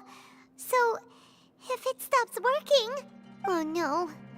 Are you saying... Indeed. If the god remains here are purged, then your life will come to an end. I wondered when this day might come. Wait! But we've all been working our butts off to save Jialiang's life! After all that, we can't just give up on him! Baizhu, you're a great doctor! Surely you gotta know of some other way we can save him, right? You could continue to take the poison, which would buy you some time. As for Jiang Li, maybe if we put our heads together, we can think of something? It appears to me that she was striving to concoct your medicine for you, right up until the moment when she lost consciousness. Maybe it's her greatest wish that you will continue to take it, and... Dr. Baizhu, give it to me straight. How long does Jiang Li have? The god remains have reached her internal organs. Under ordinary circumstances, I would give her less than 3 days. But if I were to treat her using a secret art... But what would be the point of that? Dr. Baizhu, I'm all too aware of the dangers of god remains. You are not the first to mention it to me. If I continue to sustain my own life using this wretched substance, not only would Jiang Li have to keep risking her life to make my medicine for me, but I would have to live with the looming threat of these remains breaking out and wreaking havoc not just upon me, but my entire family. I know for a fact that I should have died over a decade ago. The fact that I've been around to see IU grow up is already a great blessing from Rex Lapis. If my choice can bring Jiang Li back, then even if I, Jialiang... After cheating death for so long, it seems I've grown somewhat addicted to life. Traveler, Dr. Baizhu, could I have another minute with my wife? I just want to have one final moment together. Just a moment, that's all. Of course. Thank you, everyone. And I'm sorry that I won't be able to repay your kindness in this life. Jialiang... Baizhu, Changsheng... Is there really nothing else you can do? I am sure that over the years, Jiang Li will have tried all the conventional methods known to humankind. As for less conventional methods, I have little expertise besides Changsheng's secret art. Mortals are fated to grow old and pass on when their natural lifespan runs out. If it were so easy to combat the natural processes of aging and death, Jiang Li would not have had to resort to unnatural methods. What a crazy situation! Jiang Li risked it all to save Jialiang's life, and now Jialiang has to sacrifice himself to save Jiang Li! What's the point of it all? I've seen many final farewells in my time, but I can never get used to it. In the human realm, all things must come to an end. Is it not a fitting end to die for a worthy cause? At least, that's what generations of masters before you have always believed. The path they chose was indeed a heroic one.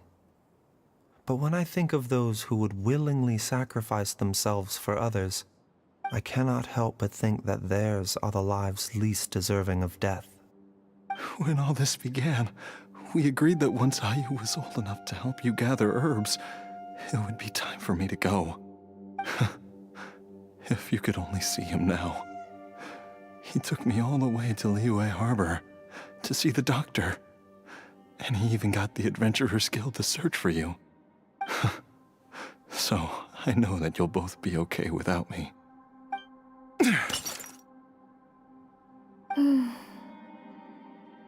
I've said my goodbyes.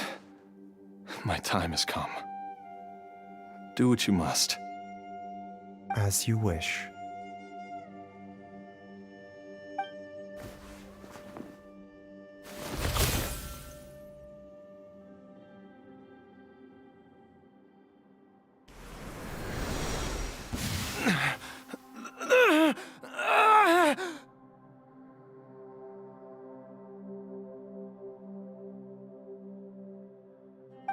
It will eat away at both your cognition and your memories. In the end, you'll become little more than a shadow of your true self. I'll take it. At the very least, it will allow me to stay with you and watch how you grow up.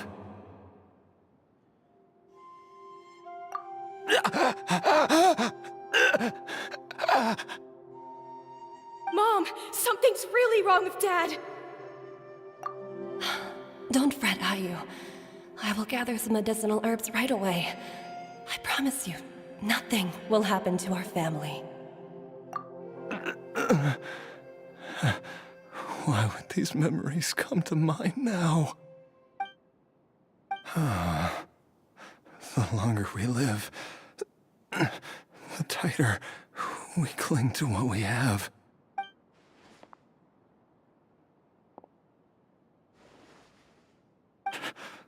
Oh, how I would love to hear your voice one last time.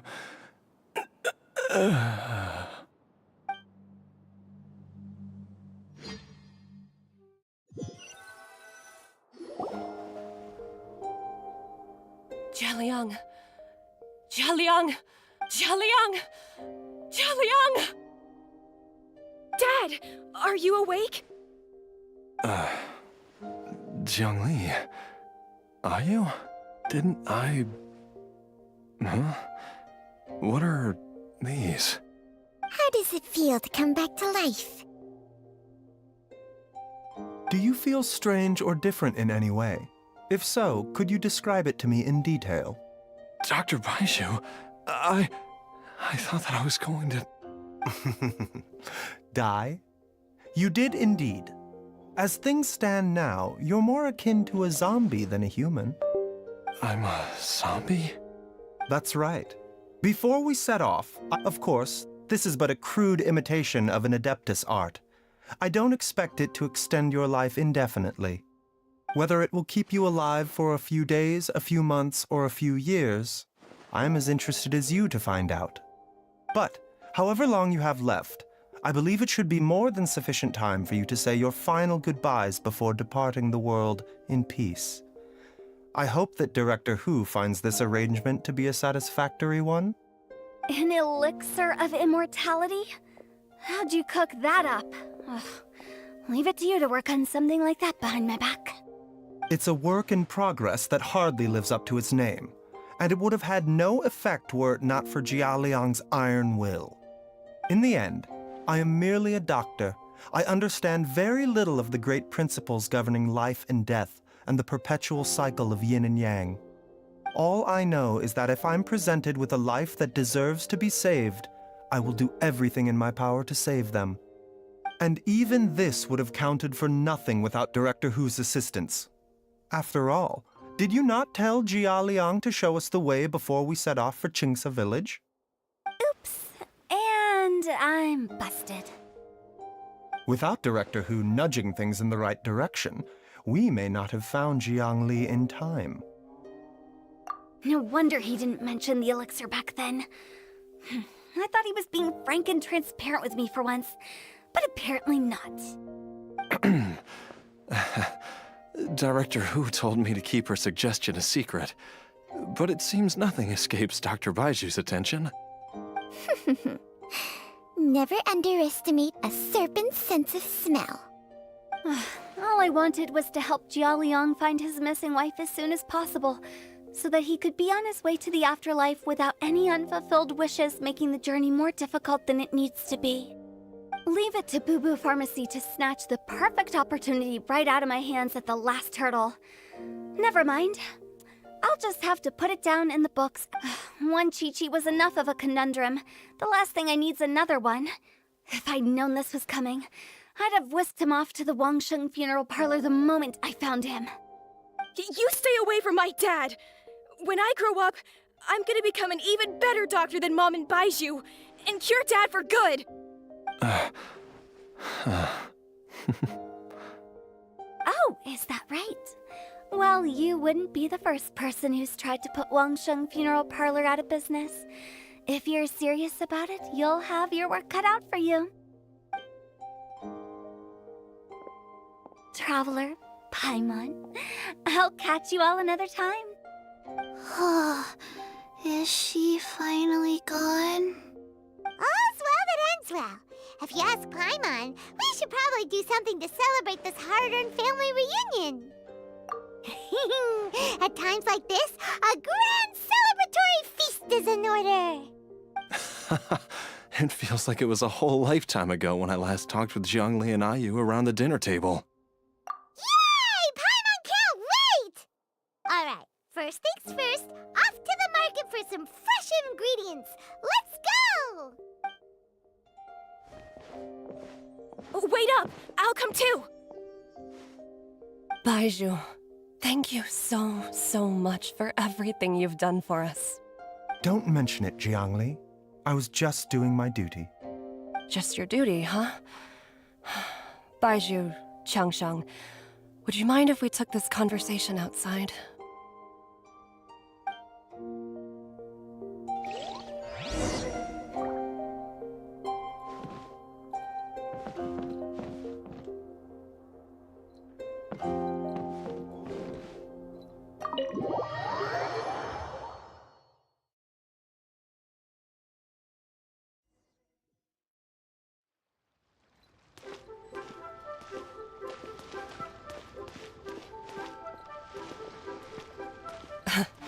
Time flies.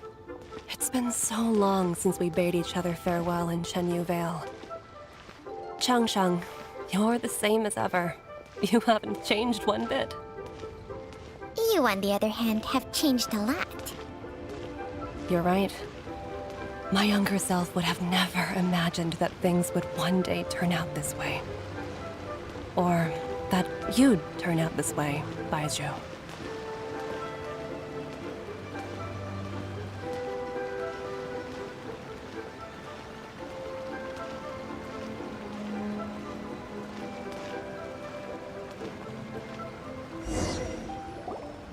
I've taken a look at your elixir of immortality.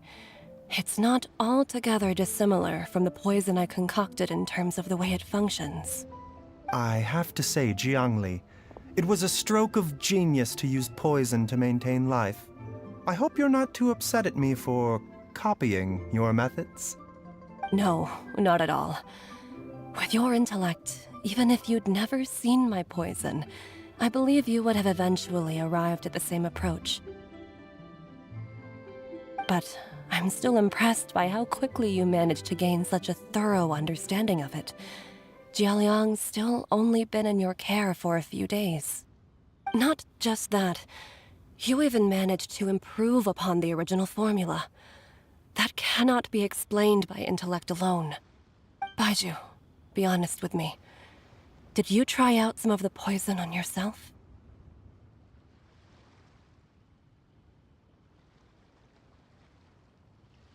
Huh. Told you the truth would surface sooner or later. Life force isn't the only thing that Changsheng's contract lets you transfer between bodies, is it? Nothing gets past you, Jiangli. You are correct. Besides life force, Changsheng's secret art also allows for the transfer of toxins and diseases. When I treated Jialiang for the second time, I transferred some of the poison from his body into my own. Not only did this allow me to alleviate the burden on him, but it also gave me an opportunity to study its properties. There is no need to worry about any long-term consequences to my health, however. Now that the source has been destroyed, any remaining poison in me will have already dissipated. But you took such a huge risk. If we hadn't destroyed the god's remains back there, then Even you might have... What am I saying? I'm in no position to criticize you for this. The reason I left our master and went into hiding all those years ago was that he was getting old, and I didn't want him using up any more of his own life force to treat my husband. But in the end, how were my methods any different? I risked one life to save another, and then you tried the poison on yourself too. It looks like both of us have ended up going the same way as our master before us. Are all disciples of Chenyu Vale destined to turn out this way? To live a short life, having given away our own for the sake of others? To fight relentlessly against the natural course of life and death, whatever the cost? Maybe our fate is sealed the moment we decide to study medicine. We are doctors, Jiangli. We ought never say that anyone's fate is sealed. Baizhu, I can tell that, over the years, you've used the contract with Changshang to transfer many diseases and toxins to yourself. There are so many that, some of them, I don't even recognize. Can you still stop before it's too late?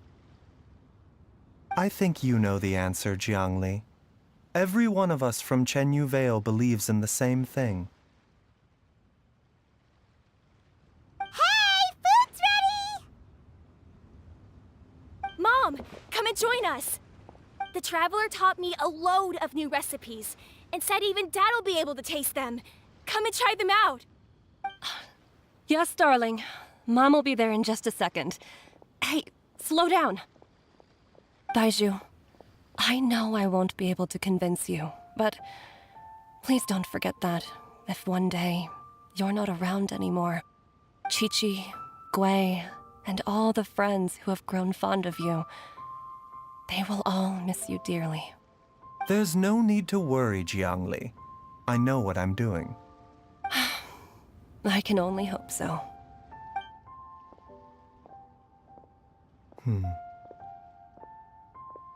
Baizhu, what did Jiangli mean by not around anymore? Are you gonna be okay?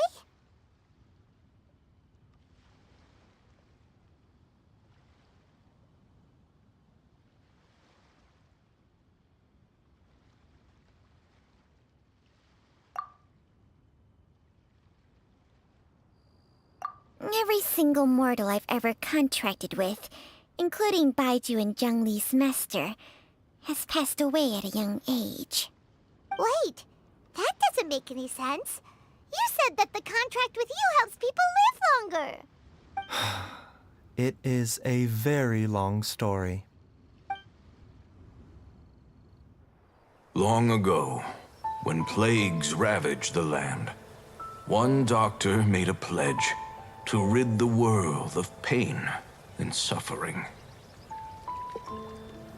But even the most ingenious mortal medicine could not stay the tide of disease. And after working tirelessly for many years, even his dearest loved ones fell sick and bade their final farewell. Legends told of an herb lord in Chenyu Vale who could cure any illness known to mankind. The doctor sought the herb lord, but found only a white snake, its breathing weak and its power all but spent. Sign this contract and let our lives be joined. Then I will impart to you the secret art of healing. But be warned, this art will harm your own health. With means beyond human ken, the doctor could now reverse the process of death. And yet, the time still came to say goodbye. Only now, the one departing was the doctor, his life force spent.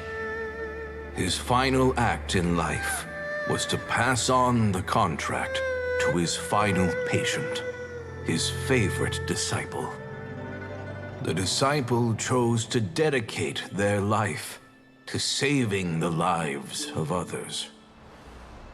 And generation upon generation, followed in these footsteps.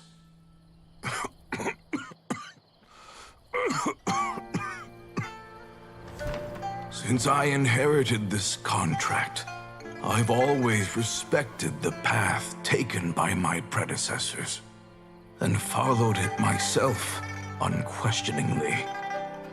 That is until I tried to use the art to save my own disciple's beloved. She begged me not to use up my own life force. She said that this art is a poison chalice, an evil and unnatural practice. She did not wish to sacrifice one life for the sake of another, when both were lives she treasured. Only then did it occur to me.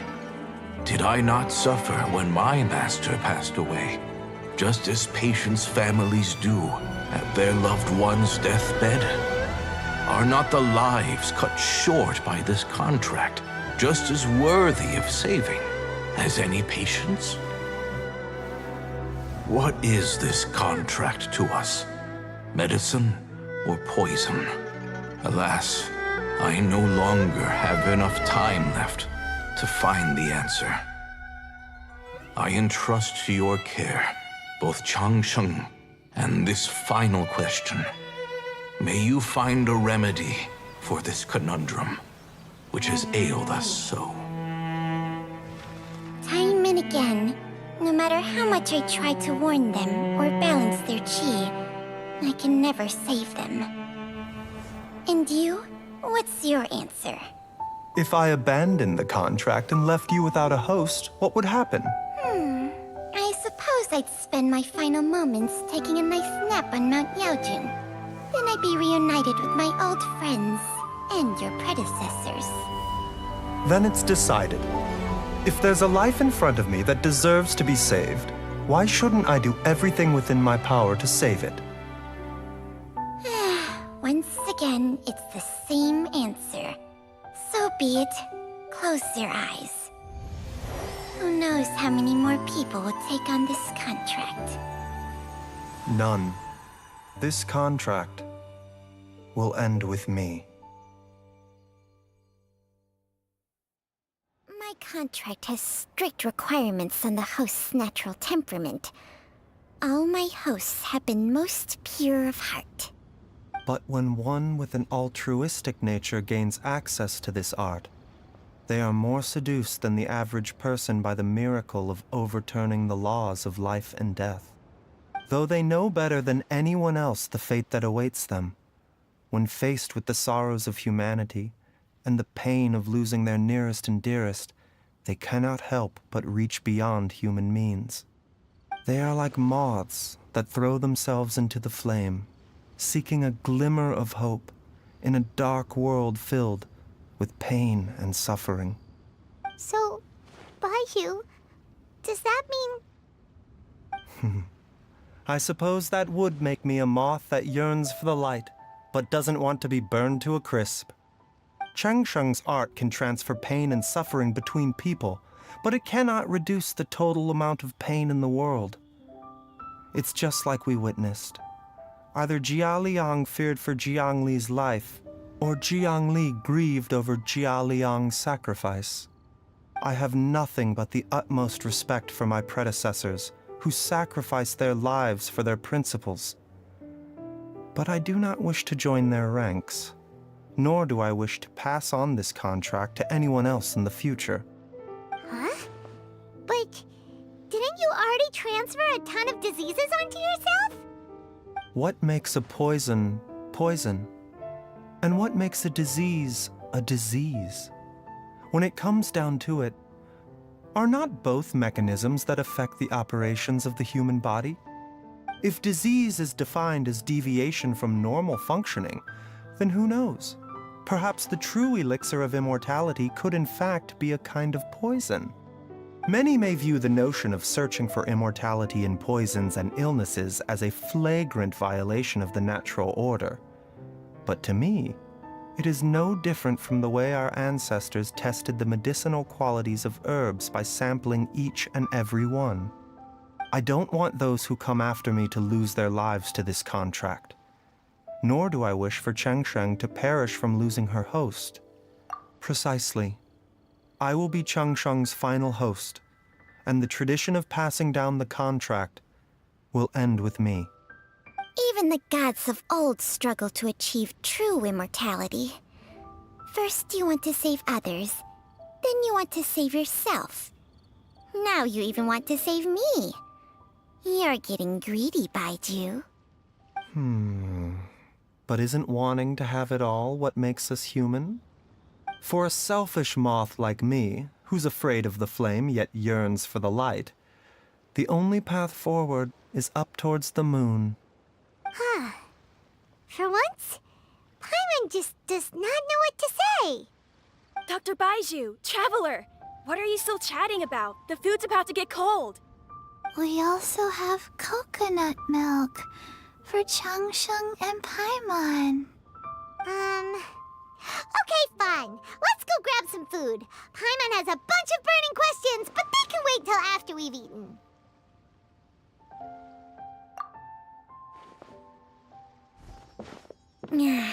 I do envy Paimon sometimes. Eating her fill is enough to satisfy her body and mind. True. And yet, although we call them simple pleasures, are such things as these not precisely why we mortals cling desperately to the life we have?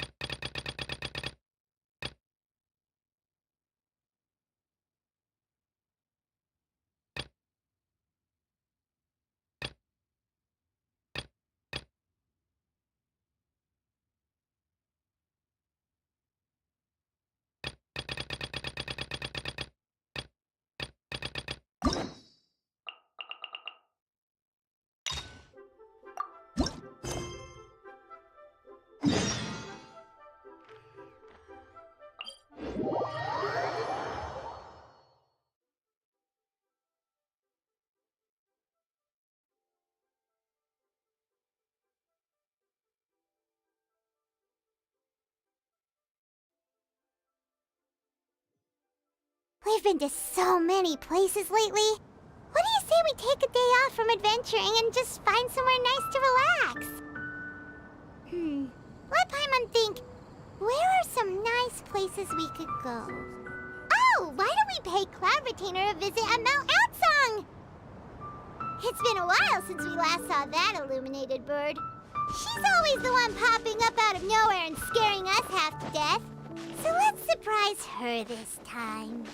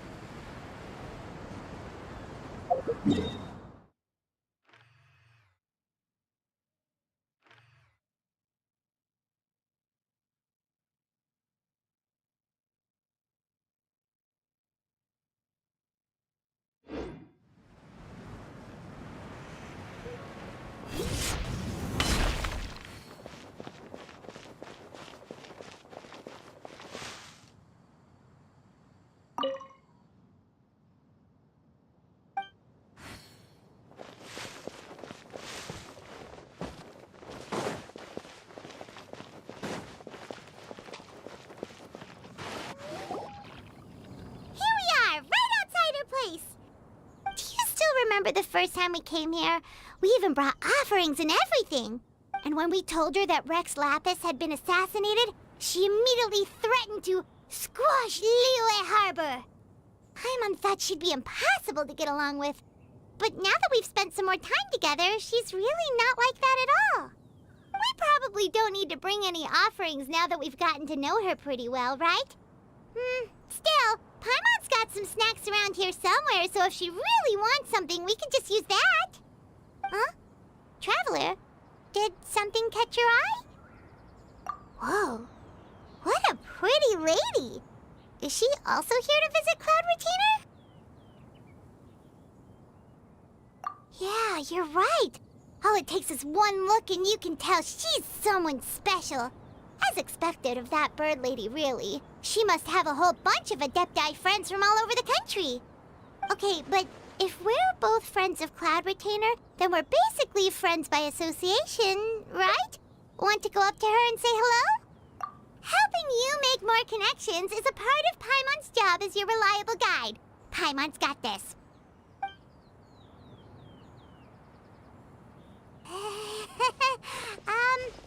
Hello? Paimon is Paimon! And this is the Traveler. Paimon doesn't think we've met, but we're also friends of Cloud Retainer. May we have the pleasure of learning your name, Madam Adeptus? You two... What is this tomfoolery? Has a shift in form so clouded your eyes that you no longer recognize one anymore? Wait, you're... Huh? You're the illuminated bird? But you look... human! How did that happen? Oh, donning human form is scarcely any test of one's abilities. As for your confusion, one merely had no reason to indulge such inclinations before. So, you're indulging now because? Well, one has made plans to pay a visit to some disciples at Liyue Harbor. Taking on a human form for such a trip is simply a way to make matters less conspicuous. You? Worrying about keeping a low profile? You're the one who likes to pop up out of nowhere all over the place. In fact, Paimon can think of several examples. Like last year, when you suddenly appeared on the top of a roof without any warning, or...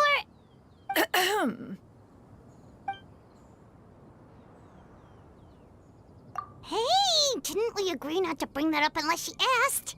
Oh? So you have taken care to follow the proper rules of etiquette after all. Most commendable.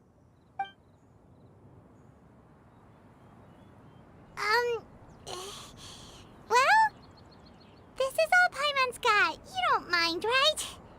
One has never found oneself lacking in basic comforts. On the contrary, it is the gesture that one values above all else. So long as you've shown proper respect and consideration, the quantity or quality of the gift is but a trivial matter. That kinda makes Paimon feel a little guilty for trying to keep them for herself.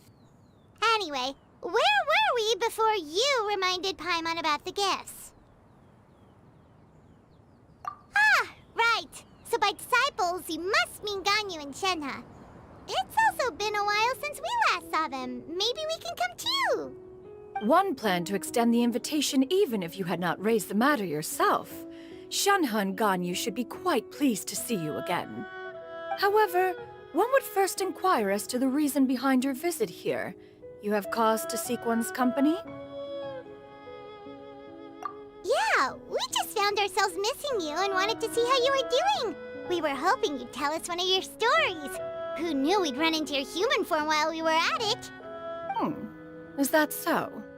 If there are no urgent matters at hand, then let us make haste for Liyue Harbor. Ganyu is likely still working at Yuehai Pavilion, so that shall be our first stop. Sounds great! Then let's all go to Liyue Harbor!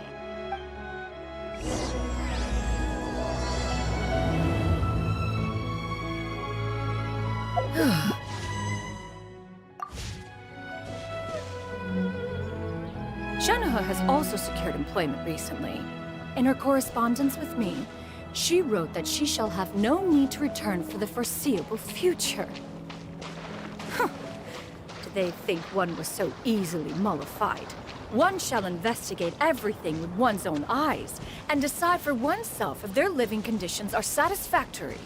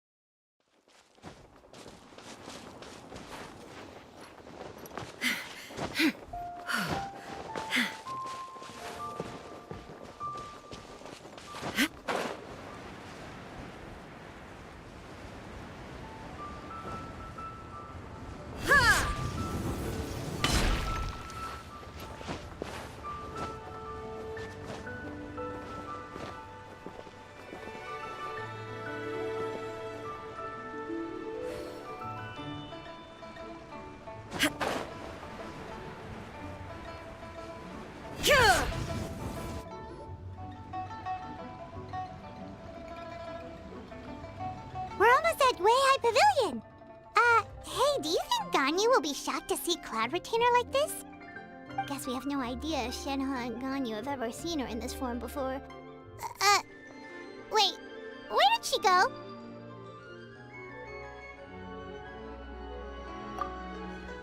Why are you just standing there, Cloud Retainer? Quietly now. One shall stay here. You two can go and meet with her. But why? Isn't it better if we all go together? If one were to proudly proclaim one's presence, Ganyu would surely profess herself otherwise unoccupied and drop everything to attend to one's visit. One fears that would only result in her staying up all night to make up for lost time. One does not wish to trouble her. Conversing vicariously via you two shall suffice. Do remember to inquire as to her recent well-being. Again, do not mention one's presence here. Fair enough, makes sense. Alright then, we'll just pass on your regards and... Cloud Retainer? Oh, busted. Is that lady someone you know, Ms. Ganyu? She is indeed. I'm sorry, Huixin, but could we delay the upcoming meeting for a little bit? I believe my schedule today is quite full. Although, perhaps I could move some work to later in the evening. Oh, not to worry, Ms. Ganyu. I'll make the necessary arrangements right away. Thank you, Huixin.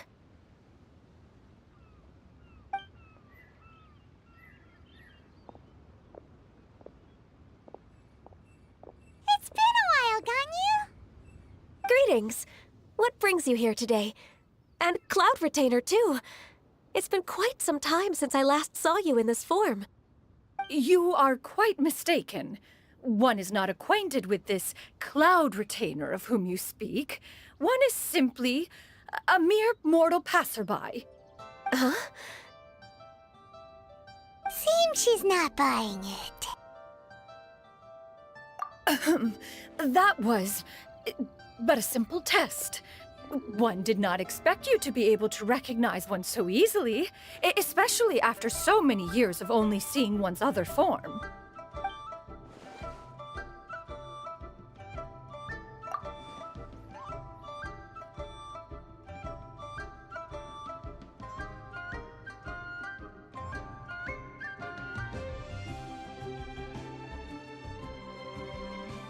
But recognizing you is, my responsibility as your disciple. An apt observation. One was simply passing by while attending to some important business. One thought it would only be fitting to pay you a visit while in the area. Wait, Paimon wasn't aware of any important... Retainer's right! We've still got something super important to do, so we can't stay here for too long today. Oh, is that so? But it's been so long since we last saw each other. One simply desired to see you and had no intention of interrupting your work. A quick conversation should suffice for today.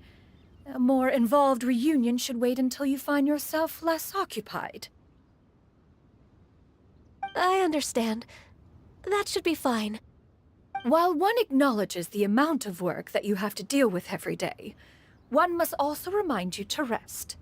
Though Adepti blood flows through your veins, excessive exhaustion will still cause grave harm to your body.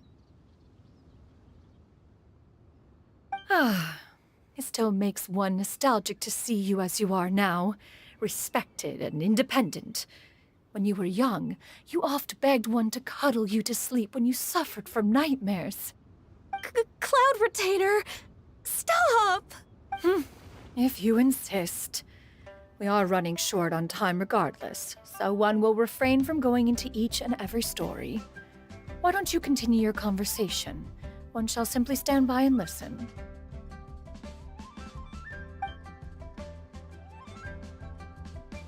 Wow, you've been to so many new places since the last time we spoke. If you ever need anything, please just come find me at Yuehai Pavilion.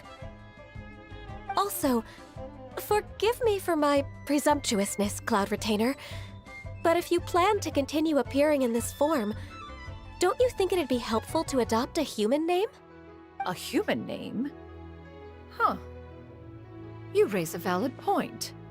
Considering the sheer extent of one's renown, Cloud Retainer is surely too recognizable as a name. You really think so? Not that you're not famous or anything, but that famous? You presume to know the extent of one's illustrious achievements. One would hardly think such a thing to be possible. Nevertheless, Ganyu's advice cannot be ignored. From this point on, when in public occasions, be sure to refer to one as Shenyun. Shenyun? I assume that's a reference to the full record of Pristine Pavilion. An Adeptus of years past would rise with the clouds and rest with the moon.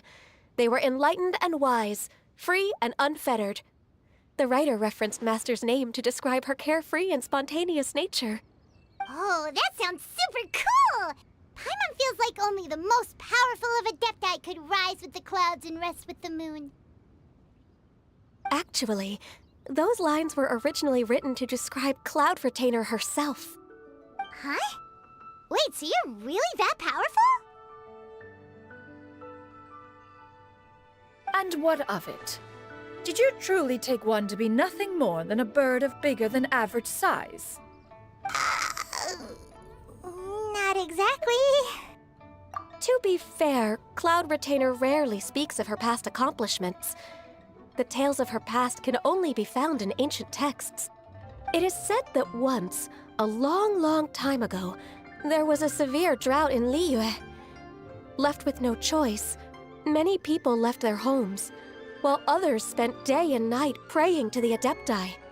Although I did not live through such tragedy, simply reading about it is enough to gain a visceral understanding of all the pain and desperation during that time. On top of the drought, a noxious gas also began to spread through the land. If not for Cloud Retainer's efforts, much of Liyue would be nothing more than a barren wasteland today.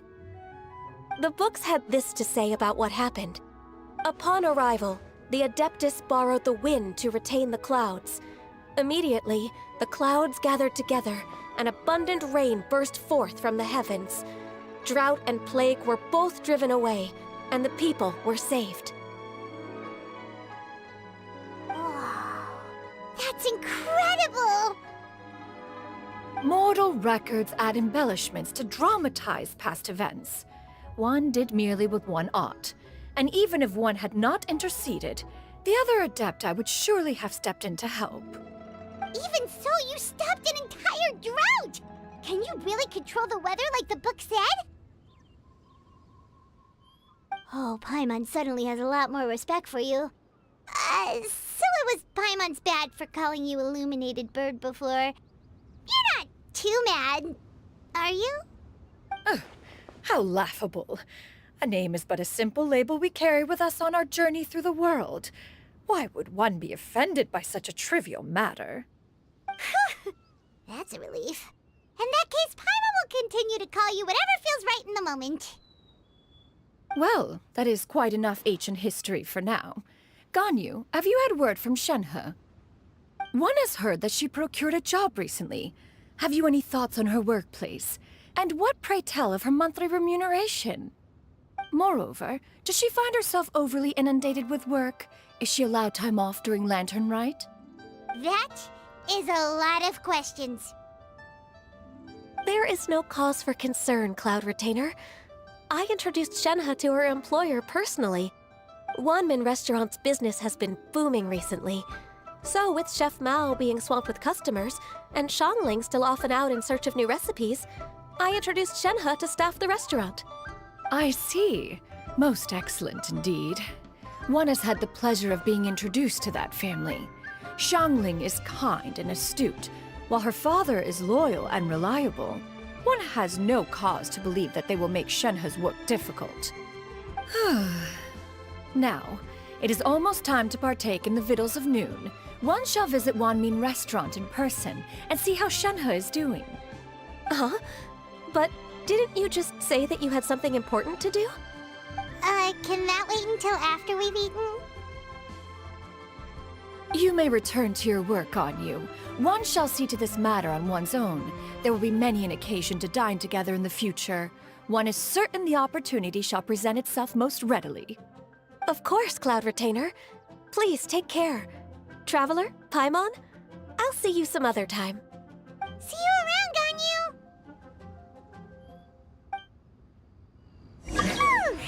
Paimon was pretty quick on the uptake there, don't you think?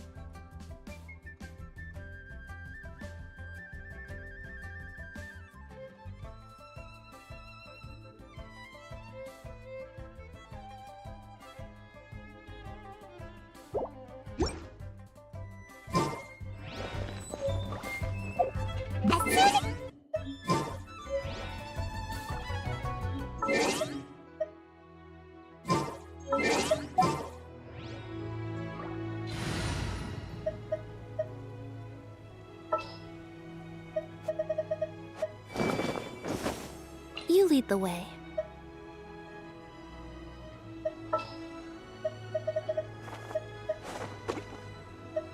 Time to broaden the horizons again. No, in fact, it was not an excuse. One is indeed visiting Liyue Harbor for an important purpose.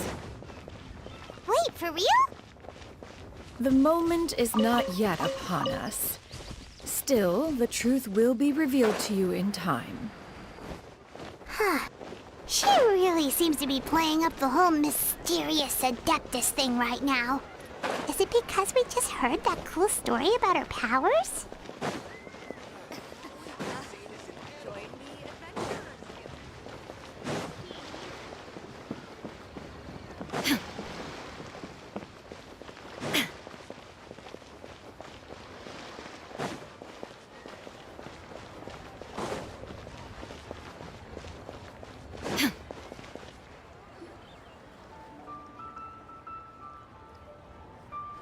You get what I'm saying, right? Yeah, how can I not? Not even fine food is enough to distract from the presence of a fine lady, eh?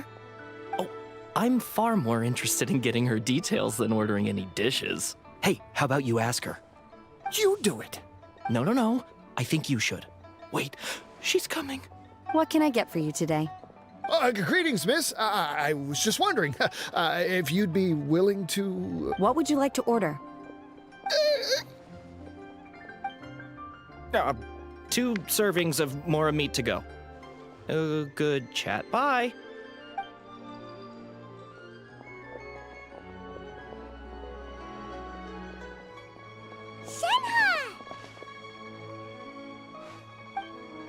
Welcome. It's been a while. May I take your order? Don't welcome us as guests and greet us as old friends in the same line. It's weird. Mm-hmm. Oh, and this is? This is Miss Xinyun. Master? Huh. One does not recall ever revealing this form to you before. How were you able to ascertain one's true identity with such ease? I've trained and lived with Master for more than 10 years. I would recognize you no matter what form you take. You... Is something the matter, Master? Hardly. One simply learned of your employment from your letter and came to check on your well-being. And check out the great food, too! Indeed. It's almost lunchtime. My apologies. I'm still on the clock and can't talk for very long. Well, if it isn't the traveler in Paimon, are you here for Shenhe? The lunch rush isn't in yet, Shenhe. So I've got things covered for now. Go ahead, sit down and enjoy some time with your friends. I'll let you know if things pick up. Thank you, Chef Mao.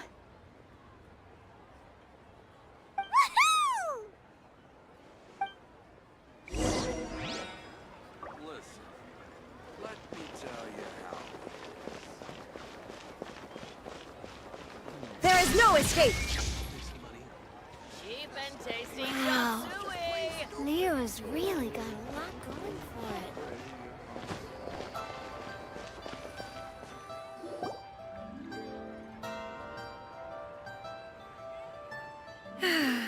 It is just as one expected. The owner of Wanmin Restaurant is indeed a most reasonable and accommodating human. Still, the work here entails dealing with quite a varied group of people. Has this been difficult for you, Shenhe? It's been manageable so far. I sometimes run into strange people, but I have figured out a way to deal with them. Seems like you've been making progress. So by dealing with them, you mean... First, I try to talk sense into them. If that doesn't work, I threaten them with violence. At this point, they usually decide they are in favor of a civil conversation. Oh, how should Paimon put this? Oh, a sensible plan. One is gladdened to see you integrate so well into human society. And you, Master? How have you been? Simply marvelous. Though Mount Outsong has scarcely enjoyed your presence recently, one has hardly found the pleasure of one's own company to be lacking. I see. Just as expected of Master. I have missed Master quite a bit too. Even though work has been busy lately, I've already had a conversation with Chef Mao about taking some time off soon to visit Master. Oh, you did? Do make note of such matters in your letters in the future. There's hardly a need to keep one in suspense. Whoa, her mood shot up just like that. By the way, Master, since you are in Liyue Harbor, have you had the chance to visit Ganyu? Indeed. She is similarly preoccupied with her work. There was time only to exchange a few simple pleasantries. Ganyu told us the story of Cloud Retainer's name. It was amazing. We never knew how powerful she was before. I see. In that case, allow me to also share a story about Master's past. Oh? Is that a problem, Master? I believe this to be a good topic of conversation. No, not a problem. One was simply caught off guard. But no matter, please, proceed. One is most curious to see how much of one's own conversational prowess you possess. Master once participated in a race against Mooncarver. After Mooncarver lost, he insisted that Master's ability to fly gave her a natural edge in such a contest. In response, Master agreed to forego flying in return for being able to use one of her devices in the race. Mooncarver accepted, only to find Master with a brand new device on the day of the contest. Huh. What kind of device was it? It was a mechanical vehicle made out of iron. What was it called again? Oh, an electro-powered bicycle? Oh, you refer to the bicyclical Thunder Flashmobile. One spent 49 days conceptualizing and crafting it. It need only be infused with adeptal energy, and it can cover thousands of miles in one day. Oh, it boggles the mind why Mooncarver ever supposed he might best me in a contest of locomotion. Though he sprinted with all his might, he could barely keep up. Alas, the one flaw of my mechanism lay in its weakness against mountainous terrain. One was thwarted mere seconds from victory, when it was thrown off course and failed to make it across the final stretch. Truly a most unfortunate turn of... Master, that was the end of that story. Is that so? Huh. With you gone, one has seldom felt the desire to call upon those old fossils for another contest. What is a race without spectators, after all? Have you been lonely, Master? Lonely? Huh. At one's age, entire human generations come and go in the blink of an eye. Even one's own self-directed musings can span several days and nights. 'Tis a most foreign sentiment. The mere mention of it is preposterous.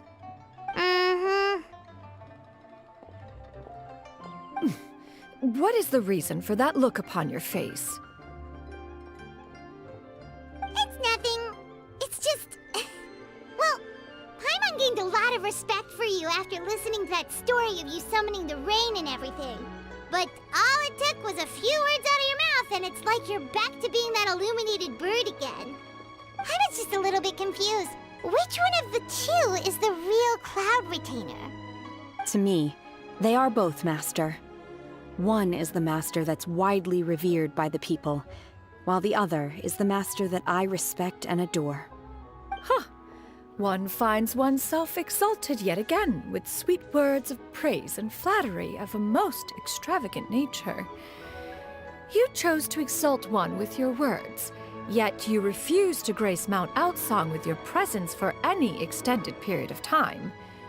One would almost question the sincerity of your estimations.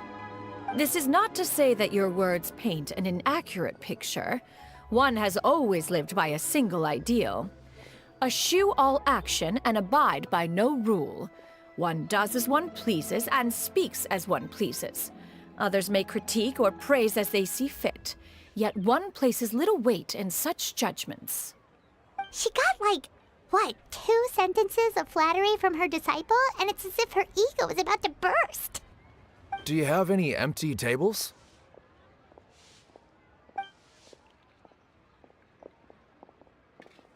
Hey there, could we get another fish stew?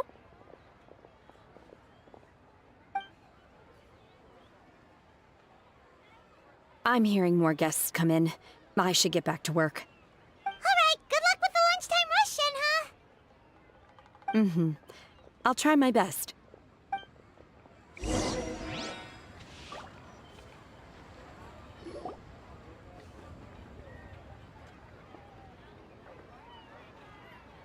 So much yummy food! Paimon's gonna feast! One is fond of all kinds of delicacies and delights in a multitude of flavors. The dishes here demonstrate no shortage of culinary skill. Their unique flavor profile has left one more than satisfied. In fact, one has been struck by quite the fit of inspiration. One has already begun to conceptualize the next generation of supreme cuisine machines. Everything's so tasty. A bit too hot at times, but still super tasty. I'm sorry, miss, but our tables are full. Shall we try somewhere else, Granny? But it smells so delightful. Can we really not eat here? My poor legs can't go on for much longer. Well, you could always check with some of the other guests and see if anyone's happy to share a table. Okay, I'll ask around.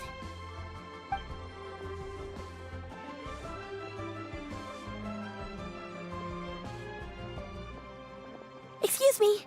Would you mind letting us share a table with you? There are no empty tables left, so... Ah, well, Paimon doesn't mind. What about you guys? Great! Thanks so much. My name is Shuyu, and this is my granny, Yuendai. Granny? Yep. Is there something wrong with that? No, Paimon's just a bit surprised. She looks so young. Yeah. A lot of people compliment Granny on her youthful looks, but she's actually much older than she appears.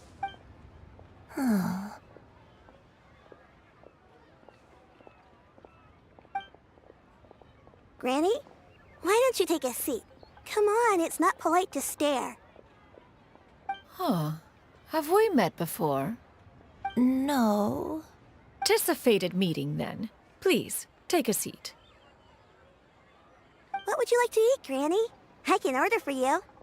I want braised earthworms. They always pop up out of the ground after a rainstorm. No, not this again. Granny, there's no braised earthworms on the menu. Braised earthworms? Well, that sounds weird. Do people actually eat that? Right, that's what Paimon was thinking too. Need any help? Help? Oh, do you mean with Granny? Thanks, that's nice of you to offer. Granny has pretty bad dementia, so her memory's getting worse all the time. She's always saying things that sound kinda confusing. Actually, her memory's been bad ever since I was little. But it's gotten so bad lately that I even have to remind her who I am every morning. They died young. It's just me and Granny now.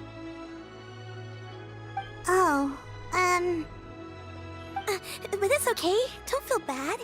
Granny loves me a lot, and I love her a lot too. Sure, it's hard at times, but you just gotta make the best of the life you've got. Wow, you're really tough for your age, kid. You're too kind. And me? Oh, what about me? You're tough too, Granny. Plus, you're really gentle, and you're always there for me. Yes, and it's hardly as if I forget everything. I still remember the important things. Wait, what was that really important thing again? Ah, I remember now. It was a dream. I had a dream where everything was dark. Someone was standing in front of me. She told me to come and find her, and that once I'd found her, I would be free. Huh? That sounds super important. But how come you've never told me about it before? It was just a dream, so I forgot about it. But I'm in a good mood now, and somehow I remembered it again. You know, I believe I've had this dream a great many times. But just how many times have I had it? Now that I do not remember. Wait, so you have a reoccurring dream where someone's talking to you? That sounds spooky. Oh, does that mean you're possessed?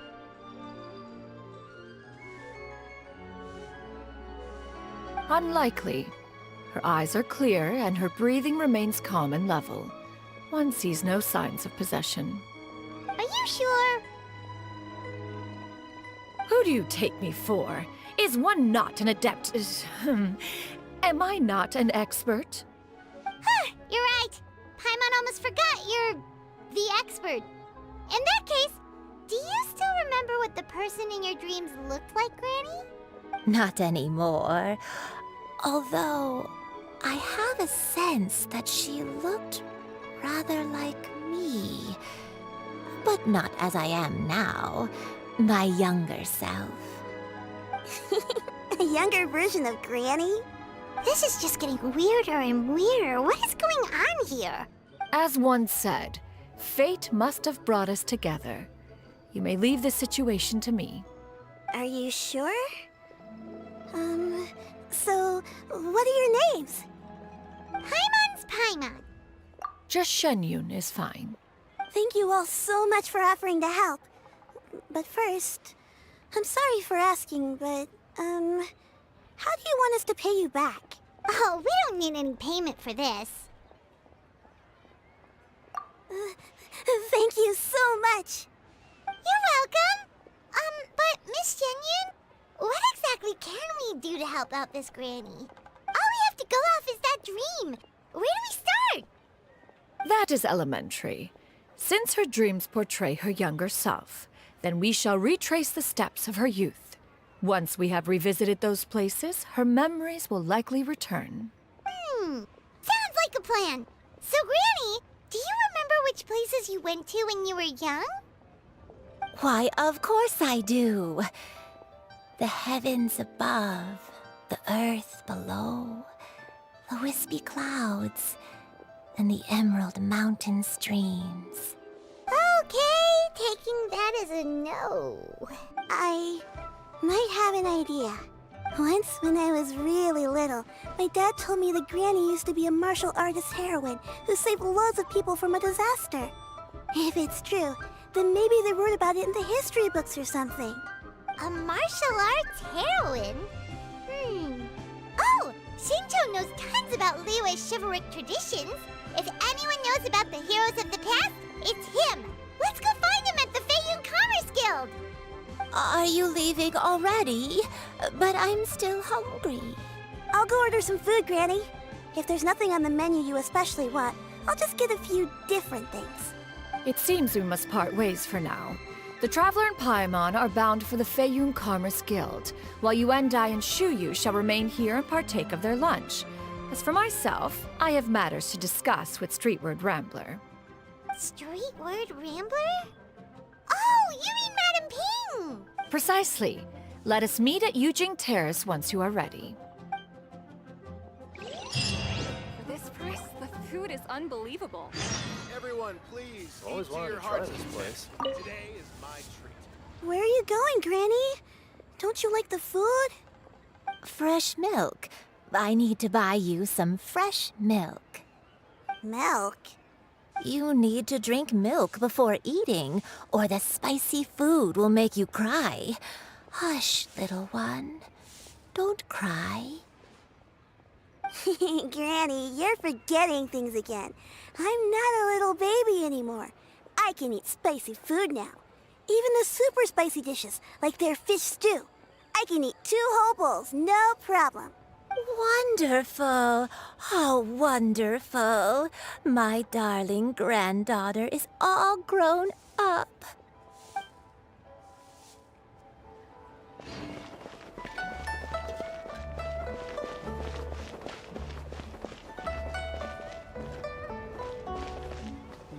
Should I save this money?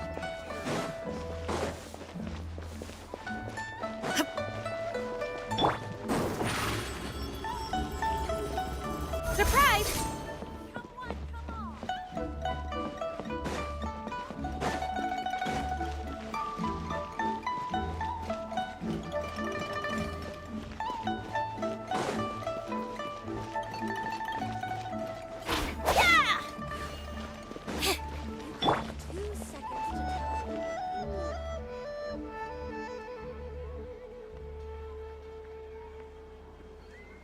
Huh. It's you two. What brings you here? Shincho! Great, we found you! We wanted to ask you about something.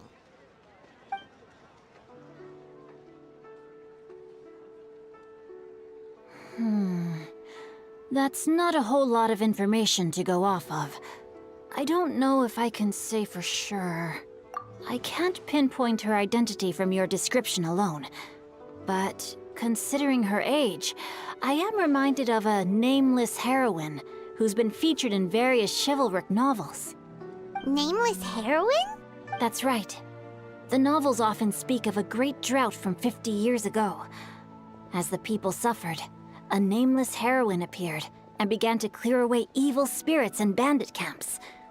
The people idolized her, but never learned her name.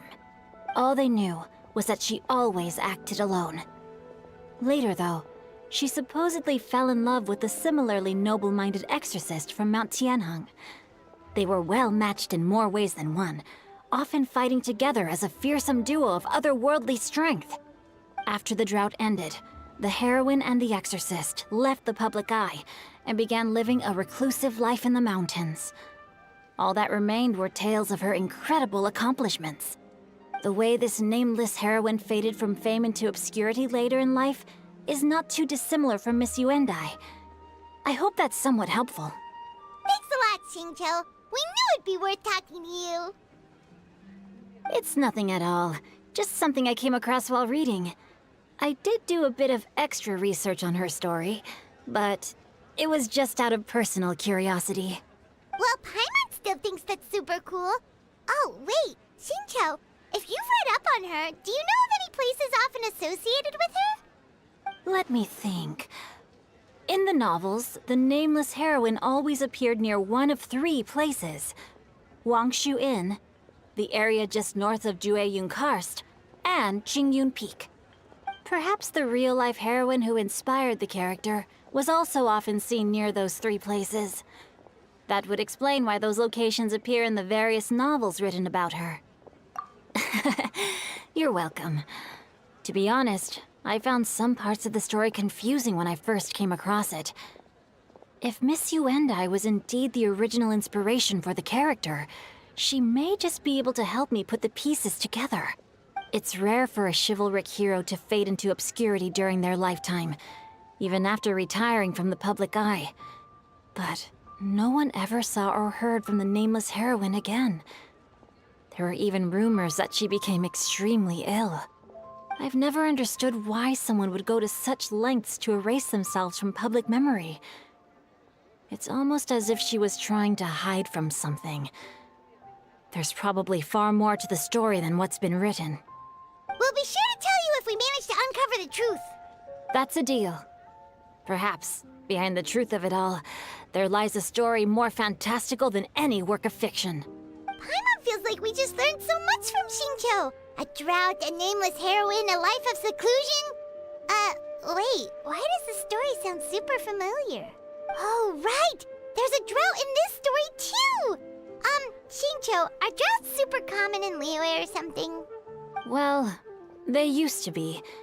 But people have long since developed methods to prevent them, like by cultivating the soil or digging canals. So while droughts do happen from time to time, they are rarely regarded as true disasters. The drought 50 years ago is probably one of the worst we've had in the last several centuries. The crops withered, the streams ran dry, and the monsters in the mountains became rabid and agitated. Countless caravans were attacked, and people who lost their homes came together to form bandit groups. What started as a natural disaster soon became a human tragedy as well. That sounds awful. Yeah, and that's exactly why the nameless heroine was so beloved. She must have been someone of true integrity, to do so much for the people while asking nothing in return. Still, as terrible as that drought was, it was nothing compared to the truly calamitous disasters that befell this land in ancient times. They say that back in those days, disasters were both more severe and more common. Only the strongest of Adepti could hope to dispel the ruin and devastation. Do you have any other questions? We're good for now. We're just going to head back and meet up with Miss Xianyan and the others again. Paimon hopes that Granny Yuendai will be able to remember more of her past. She used to be a great hero who saved many people. So sad that she can't recall any of it. Anyway, we'll be off now. See you some other time, Xingqiu. Thank you so much for your help. It's no problem at all. Safe travels.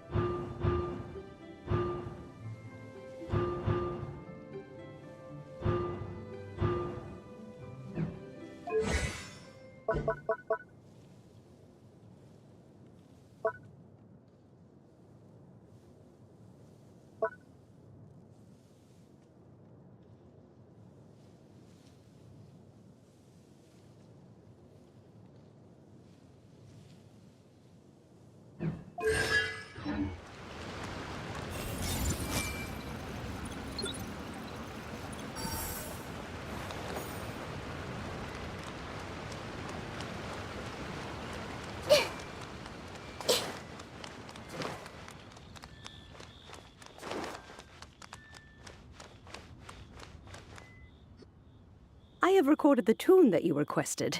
I hope it will be of help to you. Oh, thank you. Straight word, Ping. What has amused you so? Oh, it's no serious matter. I was just reminiscing about the last time I saw you in this form. Time has wrought such change in this world, and yet you appear just the same as ever. Time has little bearing on one's existence, nor has one keenly felt its effects whilst dwelling at Mount Outsong. Nevertheless, Ping, one would like to seek your counsel on a personal matter. Oh, why so formal all of a sudden? I must say, you're making me a little nervous. What is it? Well, the inquiry is as such. Approximately how much more would one need to afford a comfortable life in the harbor, not unlike the one that you yourself lead? It does not require as much as you may think. Still, do you mean that... Cloud Retainer, Madam Ping! What are you two talking about? Nothing save for some trivial matters. Have you unearthed any useful details? Shinto has a theory, but let's save it for when Chuyu and Miss Yundai have joined up with us again.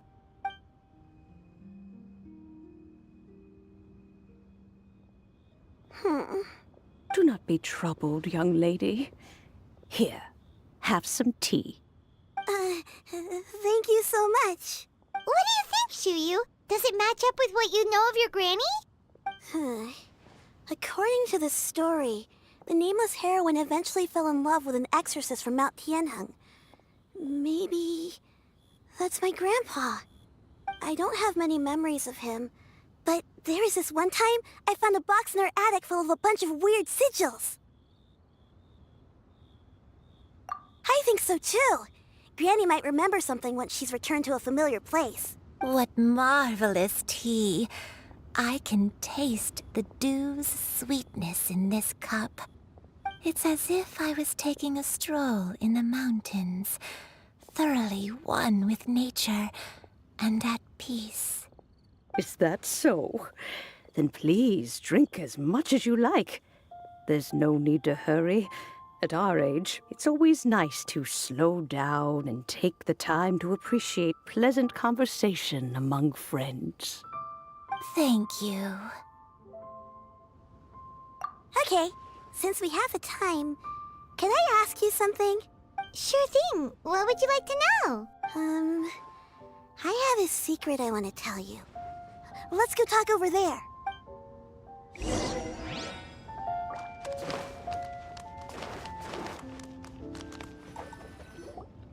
What's wrong, Chuyu? Well, I've been kind of meaning to ask ever since we started talking in the restaurant, but are you guys all adepti in disguise? Oh! How about that? Well, you guys just seem super special. Plus, I think I might have heard Miss Shen Yun call herself an adeptus. Oh, must have been a slip of the tongue. Shen Yun, since you were the one who, misspoke, maybe you can explain to Shuyu here what you really meant by that. One is indeed an adeptus. Is that of some concern to you? Huh? I knew it. Well, one time when I was a little kid, I saw a pure white illuminated crane.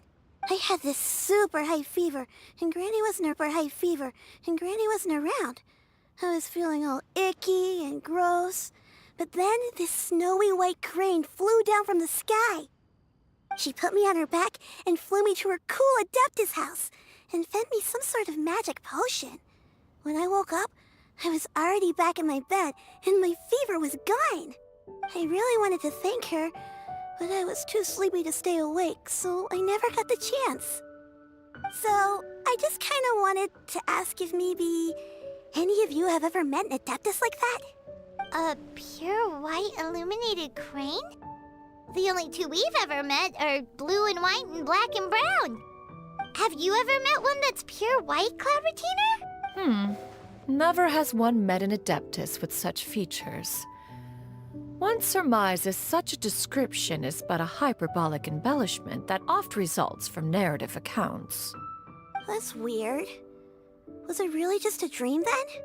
Well, even if it was just in my head, it doesn't matter that much anyway. All I really want is to help Granny recover her memories. Leave it to us! Now that we know the 3 locations, we just need to visit them one by one. Let's go to Wangshu Inn first. Okay, I'll go get Granny.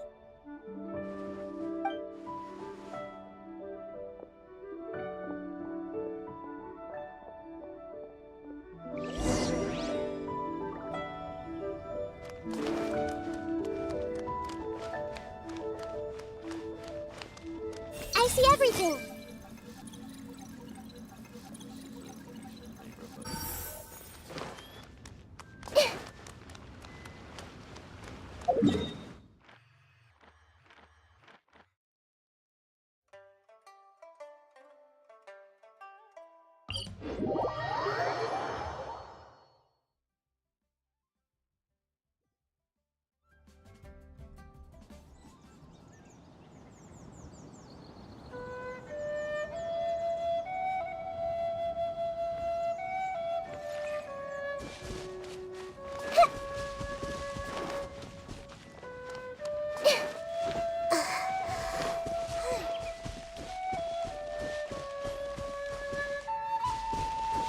Everyone hold hands!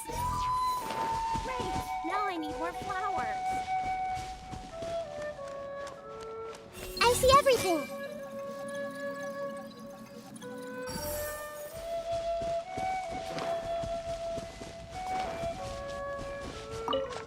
Hey!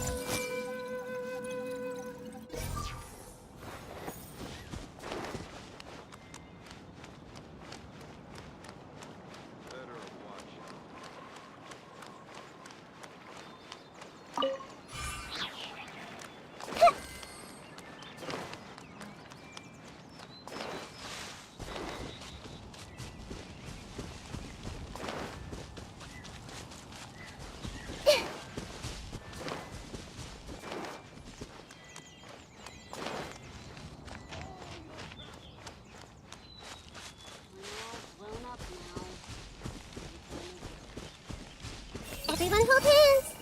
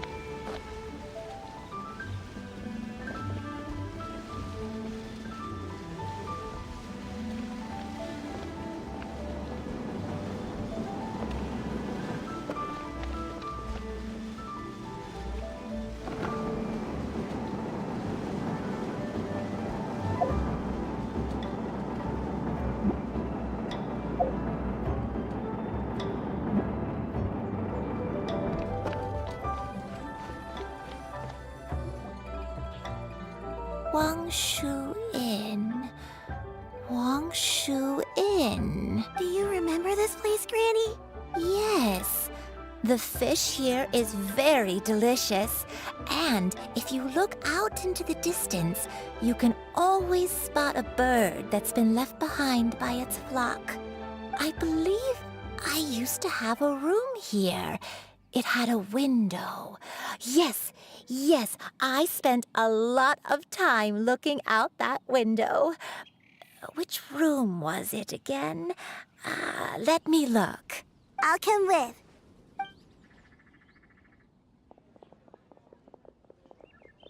Paimon's still having some trouble understanding what she's talking about, but if she's so familiar with this place, that must mean she lived here, right? Wait, huh? Whoa! Shao! What are you doing here all of a sudden? You scared the living daylights out of Paimon!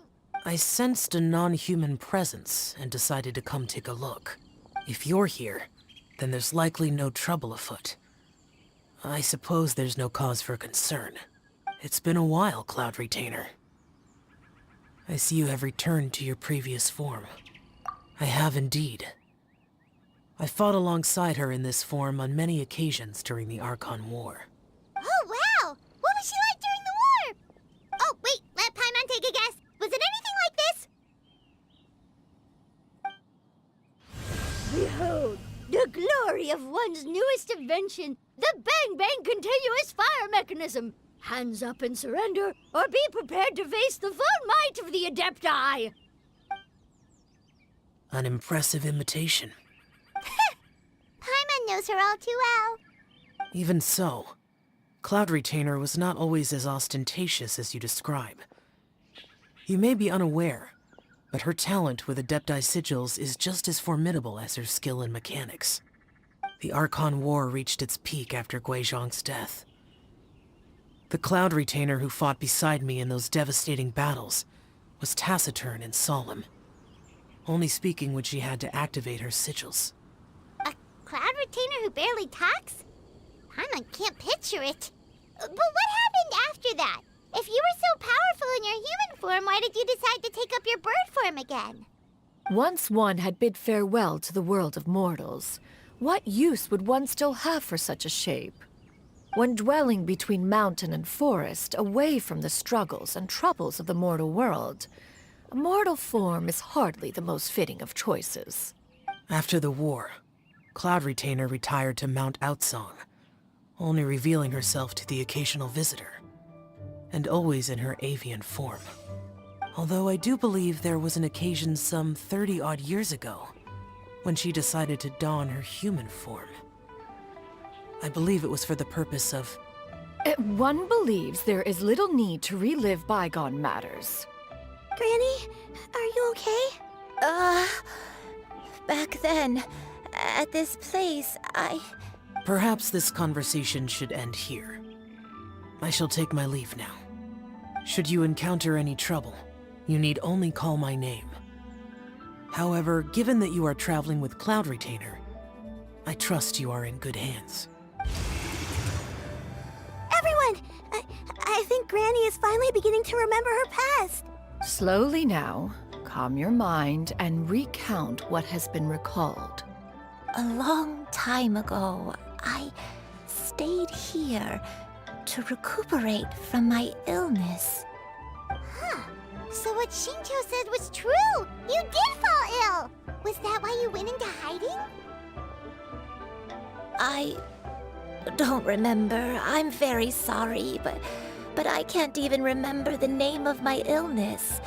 The only thing I can remember is that it took a great toll on me, and there was no cure for it. I was confined to my room in Wangshu Inn, where I spent many days unconscious. I'd come to every once in a while and stare at the migrating birds outside the window. It was a solemn sight. I remember crying, but I'm not even sure I knew why. One day, I met a traveling merchant. Upon hearing of my illness, he sold me a bottle of soul-revitalizing tea pills. He told me that the pills were concocted using Adepti blood and could be used to alleviate my symptoms. Sure enough, I made a full recovery. My illness remained dormant for several decades after that. Wait, but if your illness remained dormant for several decades, are you saying that what you're going through now is just a relapse of what happened all those years ago? And it was all thanks to the pills that you managed to keep the symptoms in check? Paimon's brain kinda hurts. Do you remember anything else? I'm sorry, I don't. Oh, if only I wasn't so useless.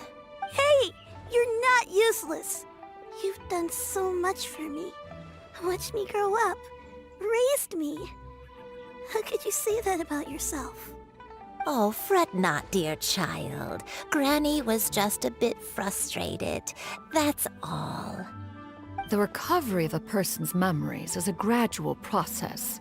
Finding pieces of one's past is always superior to not finding anything at all. Let us make haste to the next location. Next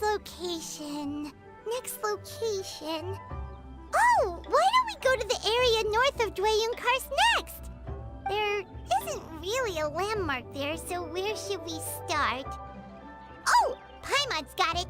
Let's check out the houses in the area first.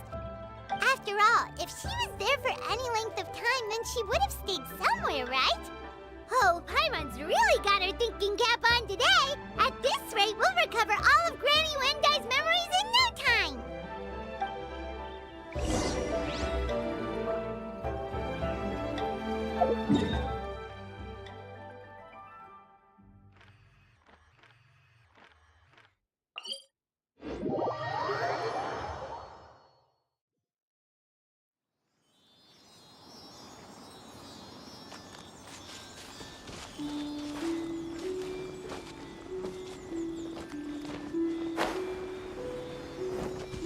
I see everything.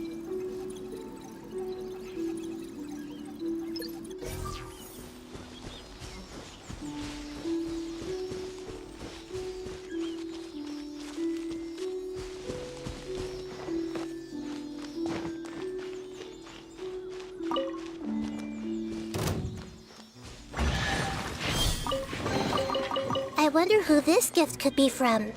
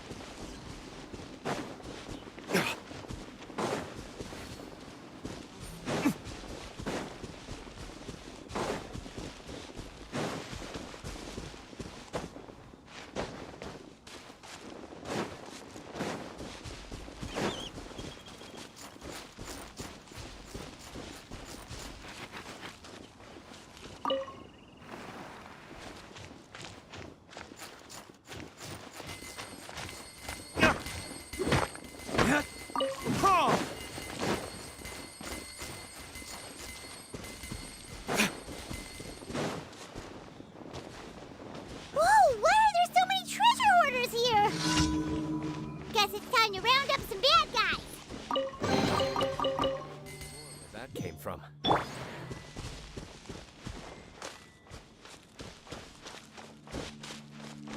Everyone hold hands.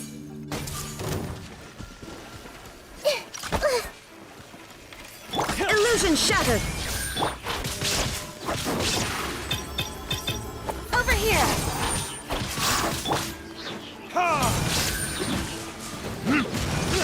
Shine down. Make yourselves at home. I see everything.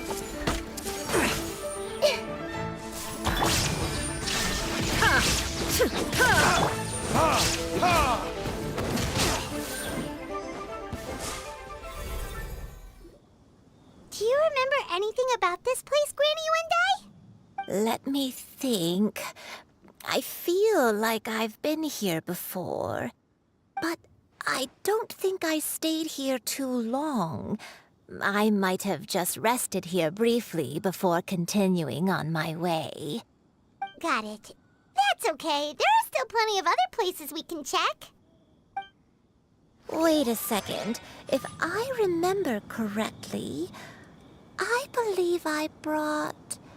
Ah, yes. I brought some sweet snacks with me. Go on, take some. You need to eat a lot if you want to grow big and strong. Oh, thank you. Then Paimon will help herself.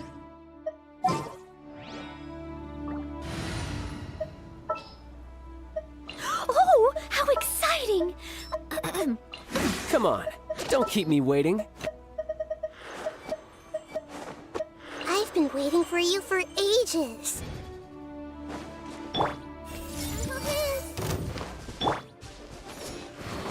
Illusion shattered!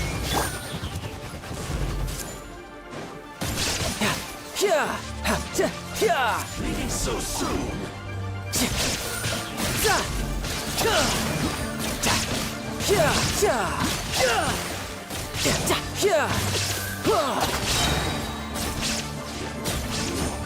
Can't run from death.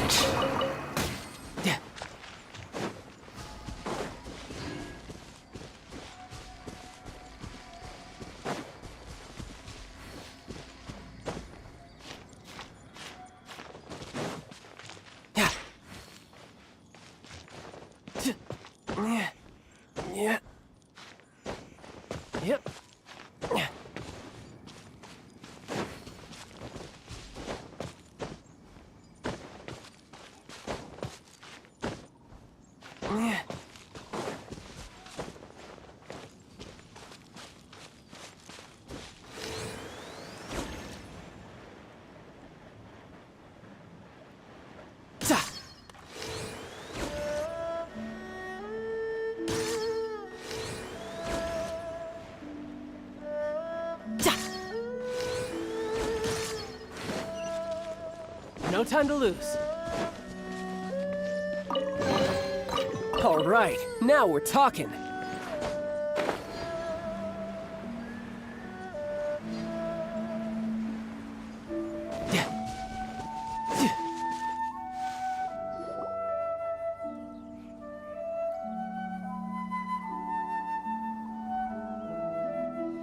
Paimon sees an abandoned house. Why don't we take a break over there? This place... it's...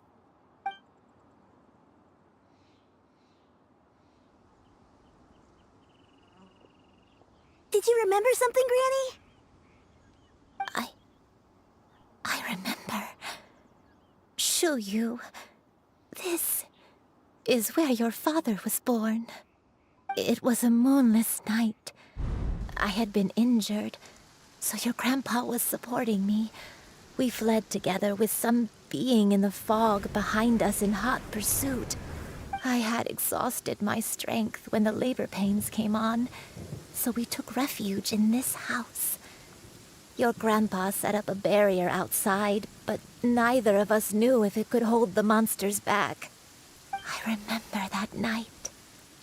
I remember falling to my knees, reciting a prayer over and over. I alone am the source of this sin.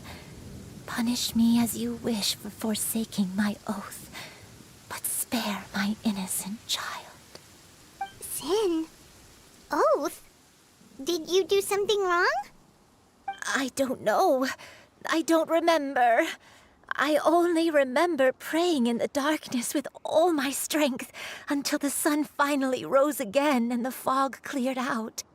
Eventually, the house was filled with the sound of my baby's first cries. That baby was your father. I remember I clutched him tight to my chest and wept tears of joy. It was the first time I'd ever felt such happiness in my life. My dad? He was my pride and joy, and so are you, Shuyu. You're so much like him, and I love you both so much. But you're always going to be different from me. Why? Just what did I do? I don't care what you might have done, Granny. You'll always be the person I love more than anything. You're too sweet, Shuyu. I'm lucky to have you with me. If not for you, I would not have had the courage to come here, to try to remember what I had forgotten. All right. Let's not stand around any longer. There's one place left, yes? Let's go take a look. If one recalls correctly, the next place should be Qingyun Peak. Yuandai, how fares your health? I may be a bit slow, but I'll do my best to keep up. I'm sorry to keep everyone waiting. Climb on, Oh, such lightness of weight. All those who grow old grow frail in the end, do they not? First, you lose your memory, then your health. Eventually, you end up losing everything. My only wish is to depart this world with a lucid mind, to free myself of this torment and the burden it places upon others. Fret not, you have my aid in this endeavor.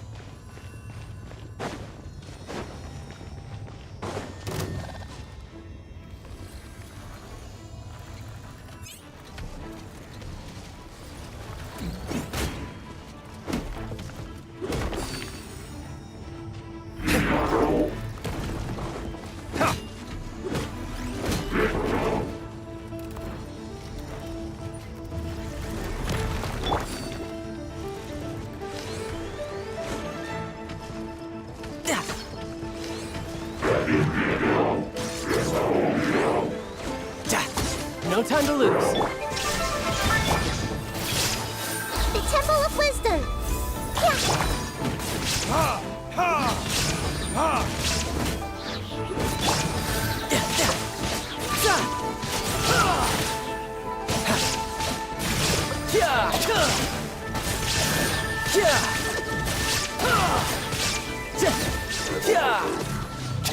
Bring it on.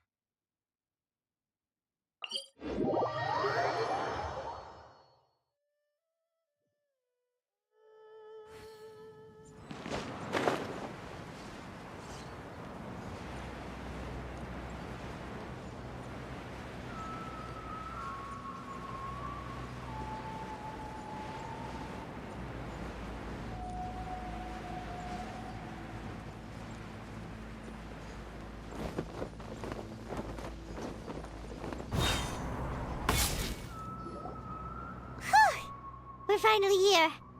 Does this place feel familiar to you, Granny Wendai? Let me see. How strange. Have I lived here before? When we were at Wangshu Inn and the abandoned house earlier, though I couldn't remember everything, I still felt a sense of familiarity. But here, I don't have that feeling. Perhaps I did come here in the past, but it just didn't leave a strong impression on me. But did the stories get it wrong then? Yeah, that's true. But they're also the only thing we have to go off of. Paimon was hoping this place would jog Granny Wendai's memory just like the others. I'm sorry to disappoint you too. It's all right. We're not going to give up yet. We'll figure something else out. Just you wait. Thank you. If only I could remember. Huh? That way. What's that mountain? Oh, let Paimon look! Huh? Isn't that Mount Outsong? Looks like we've come full circle. Mount Outsong. Mount Outsong. Granny, are you okay? Don't push yourself, Granny. It's okay if you can't remember. You shouldn't do something that makes you sad. Mount Outsong,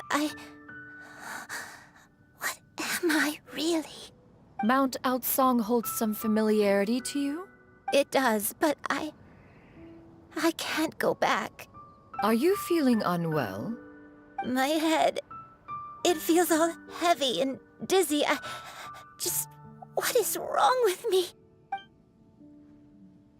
Cloud, Miss Xianyun, is there anything you can do? Let us go to Mount Outsong. But... Fret not, all will be well. You and I, you have already given more than enough to the pursuit of this endeavor. You may leave the rest to me. I've prepared something that can aid you in suppressing the fear in your heart and restoring your lost memories. It currently resides at Mount Outsong. Wait, really? When did you do that? I never leave anything to chance. All will reveal itself when we arrive.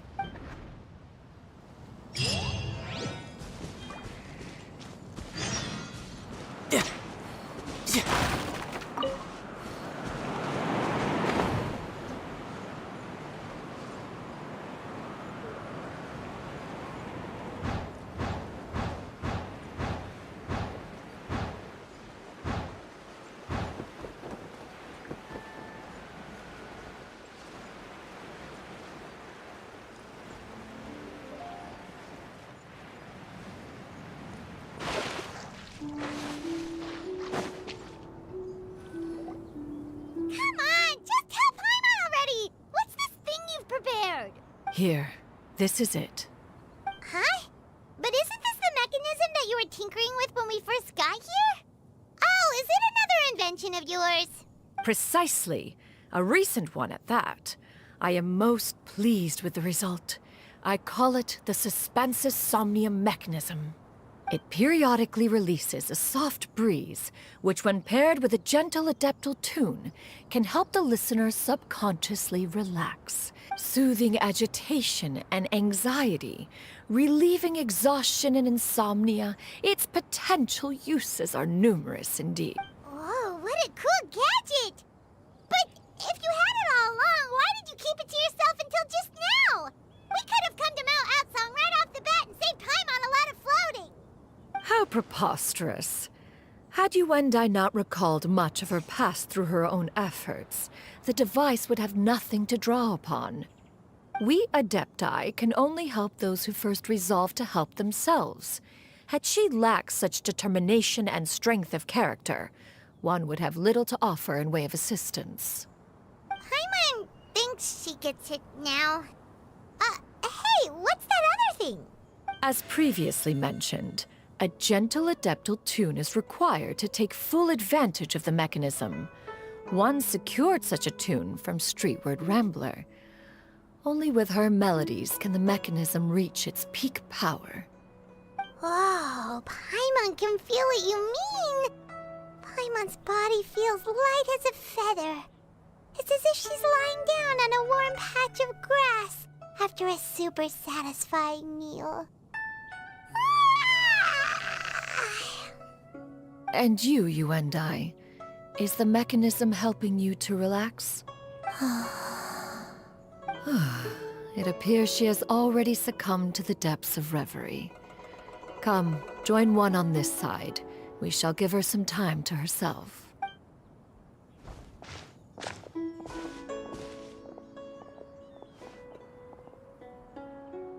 The drought is over. But why do you look like you want to cry? The potion. It's nearly run its course. I've never regretted meeting you. Not even for a second. Please. Please, no.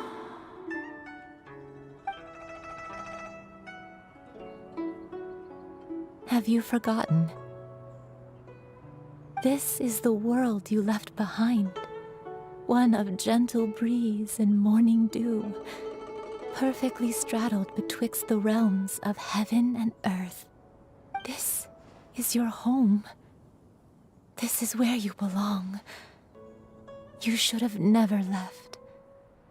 The you of the past, the me from not that long ago, we should have never.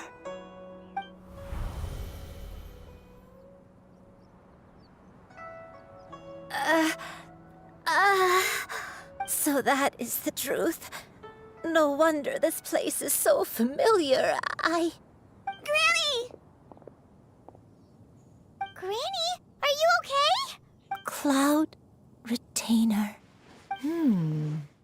Your memories have returned? Wait, did you just call her by her full name? Does that mean you already knew each other? Yes. I now remember everything. Granny, please don't cry. I'm here. Oh, don't worry, my dear child. Granny is fine. I'm so sorry, everyone. You've gone to so much trouble on my behalf. It's all come back to me now. The most important thing that I had forgotten was the truth of what I once was. One can sense the guilt that now plagues your conscience. Reclaiming a truth long buried is sure to come with a myriad of complex emotions. Perhaps one should recount the story on your behalf while you compose yourself. No, it's okay. Now that I've remembered, I must face my memories head on. Shuyu, everyone, I cannot thank you enough for all your help. I'm ready to tell you my story, if you're willing to listen. Please, Granny, don't force yourself. What happened in the past doesn't matter. I love you more than anything. Nothing you say can change that. I know, dear child. My feelings for you are exactly the same. It is for this reason that you deserve to know the truth. Some time ago, I made a terrible mistake. One for which I could never atone. Is this the sin that you mentioned in Joyun Karst? What happened? I am, in truth, not a human being. My real form, one that I held for centuries, was that of a wild crane. I spent many, many years living on Mount Outsong, bathing in the soft breeze and drinking the sweet dew of the mountains. At some point, I somehow gained wisdom and sentience. The Lord of the Mountain, Cloud Retainer, became aware of my existence and began to share many stories with me. She even passed on the secret of cultivation to me. Though she never took me on as a formal disciple, I always saw her as my master. Whenever she took out her tools to work on mechanisms or new inventions, I would also stand next to her and watch. I even contemplated completing my training and becoming an adeptus in my own right. I followed her teachings, and time gradually passed us by. Until that fateful day 50 years ago. 50 years ago? That's right. Master regaled me with many stories of her past deeds. From them, I learned how she had saved people from a similar crisis in the past. She was the one I looked up to the most. More than anything, I dreamt of becoming an adeptus like her. I wanted to travel the land like she had, relieving suffering wherever I went. But I was still far from being a real adeptus. I possessed no ability to take on human form and fit in with the crowd.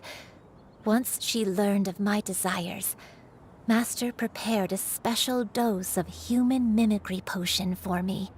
She warned me that the potion's effects would only last 10 years, and if I were to fail to return to my original form at the end of that time, I would forever forget my past as a crane and become something neither human, beast, nor adeptus. Oh no.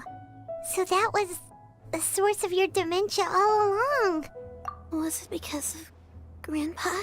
Indeed. I fell in love. Though he was human, he had spent his entire life training on Mount Tianheng. When we met, it was not only my first foray into the world below, but his as well.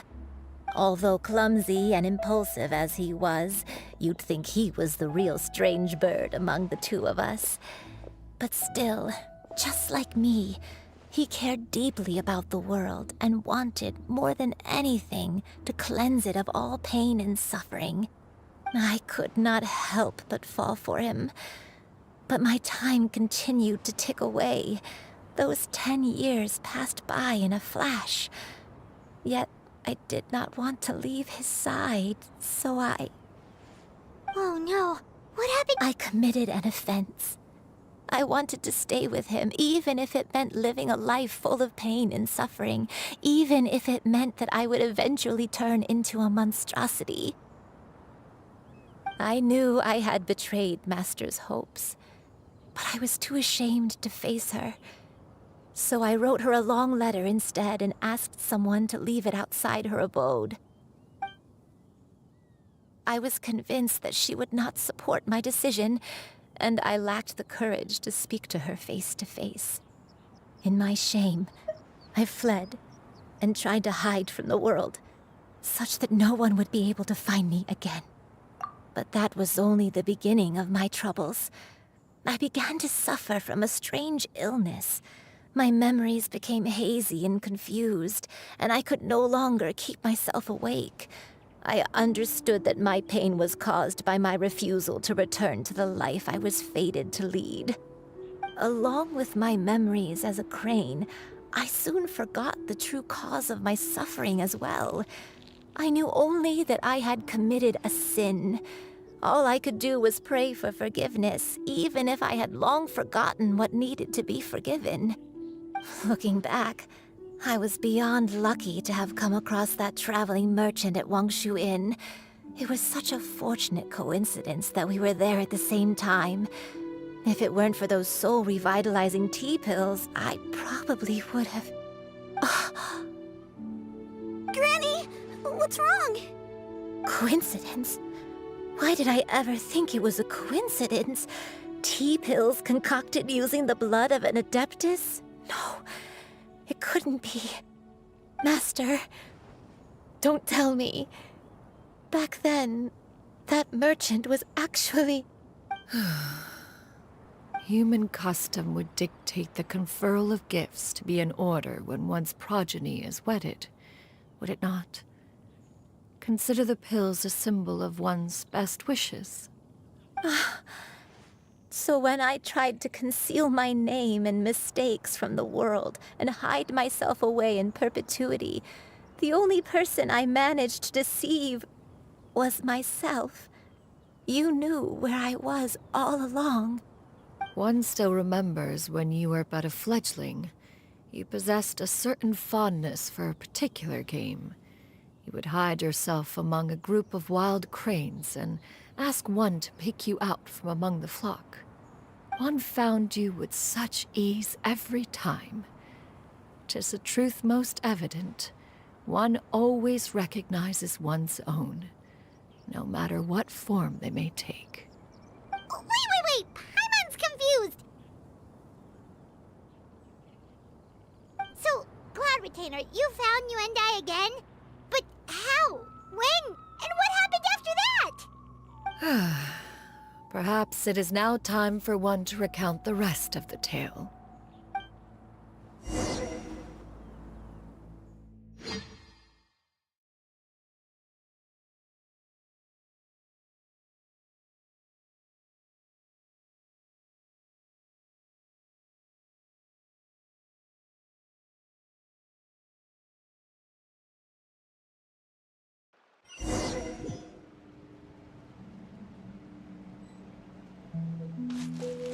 One was furious upon receiving your letter. Seized with anger, one set out to bring you to your senses.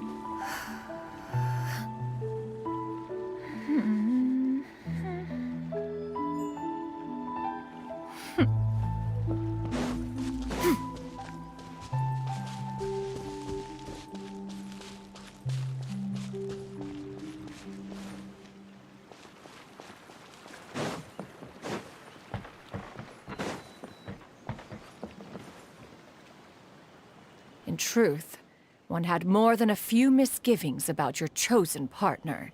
As an exorcist, his talent was lacking. One could hardly say his skill with sigils was any better.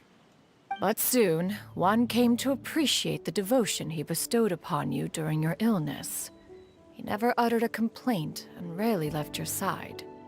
Unwilling to begrudge someone of such character, one decided to overlook his aforementioned deficiencies, glaring though they may have been. Wishing to grant you a life without regrets, one gathered many divine ingredients and used one's own blood to create a form of medicine. Though imperfect, it managed to suppress the more dire effects of your illness. As for how to deliver the medicine, after much contemplation, one eventually decided to perform the deed oneself. One took great care to alter one's features and select the appropriate attire. Only after meticulous scrutiny did one finally set out for Wangshu Inn. As one expected, you were most ignorant of one's true identity. You showed not even the slightest inkling of recognition. One was quite torn. Should one have celebrated the success of one's disguise, or mourn the loss of your acquaintance?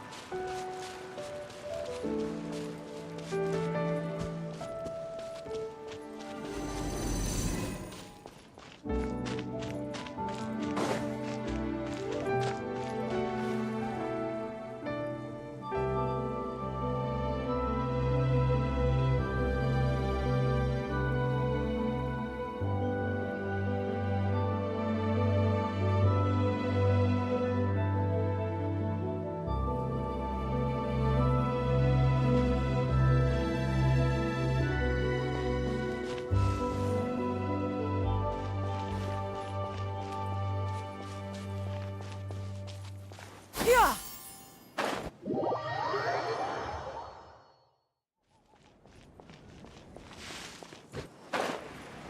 Nevertheless, one would speak to you about another matter, if you are amenable. Even considering your loss of memory, one was simply flabbergasted that you could so easily forget the consequences of consuming medicine infused with adeptal blood. Its proclivity to attract monsters is hardly that complicated of a concept to remember. To think that you tried to travel while weak from sickness and heavy with child. Had one not intervened to clear the fog, all of you would have been lost during the night. Yeah! Yeah!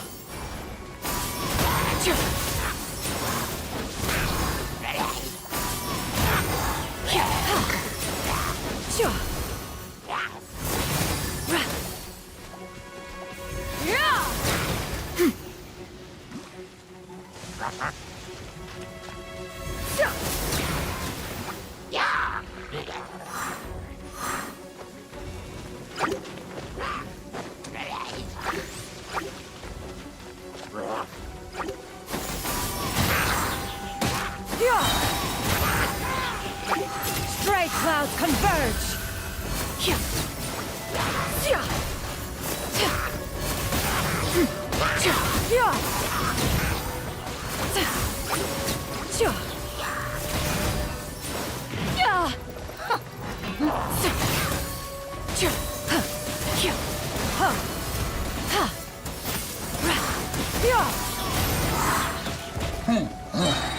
Seize the skies!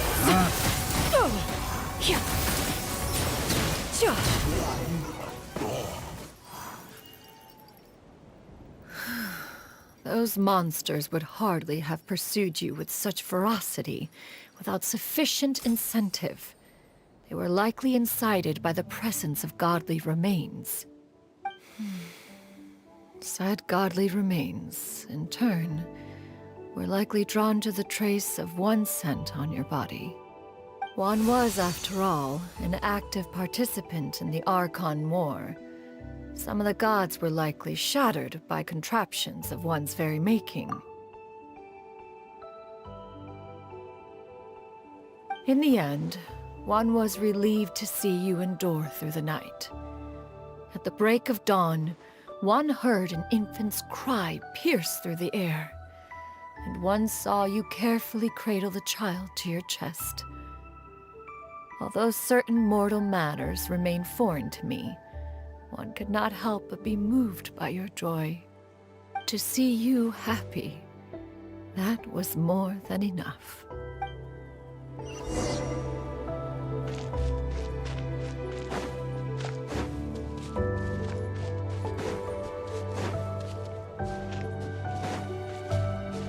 Now you should have a complete understanding of the events. Wait! But if that's true, then the crane who took care of me when I was sick must also be... Ah, one had almost neglected to recount the absurdities of that tale.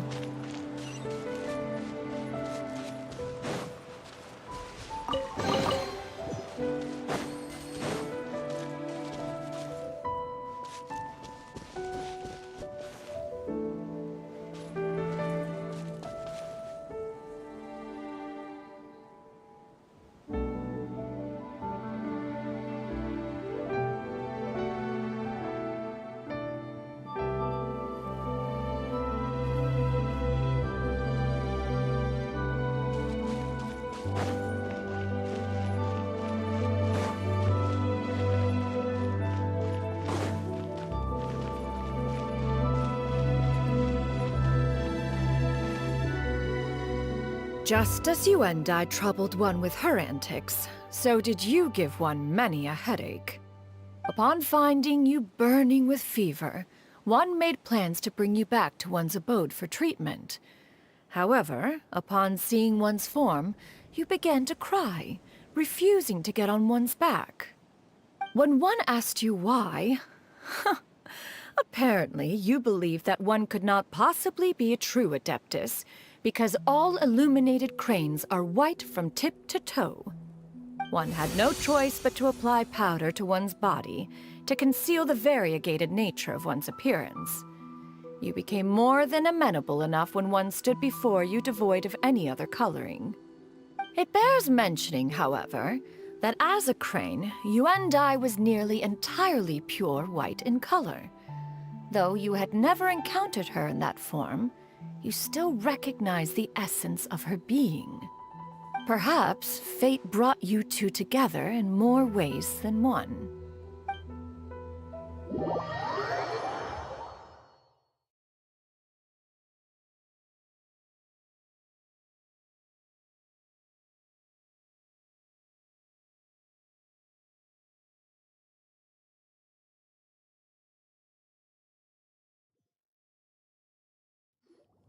Now all has been revealed. One owes you an apology, Yuendai. One recognized you upon your very entrance into Wanmin Restaurant. One has always viewed you as a disciple of equal standing with Ganyu and Shenhe. Indeed, one wished to bring your story to a satisfactory end with this visit to Liyue Harbor. Still, one could not reveal your identity right away. Had one simply informed you of all you had lost, all those cherished memories would merely have become the fictionalized account of another. Memories are most meaningful when recalled by those who lived through them. Would you not agree? Even if the process was painful and arduous to experience. Have you any further inquiries? Master, I must ask. If you found me all those years ago, why did you leave me be, even though you knew about my mistake? Why did you not bring me back to Mount Outsong by force? One has never regarded your action as a mistake. It was a simple choice, nothing more. When it is time for one's progeny to leave the nest, it is the responsibility of an elder to let them fly free.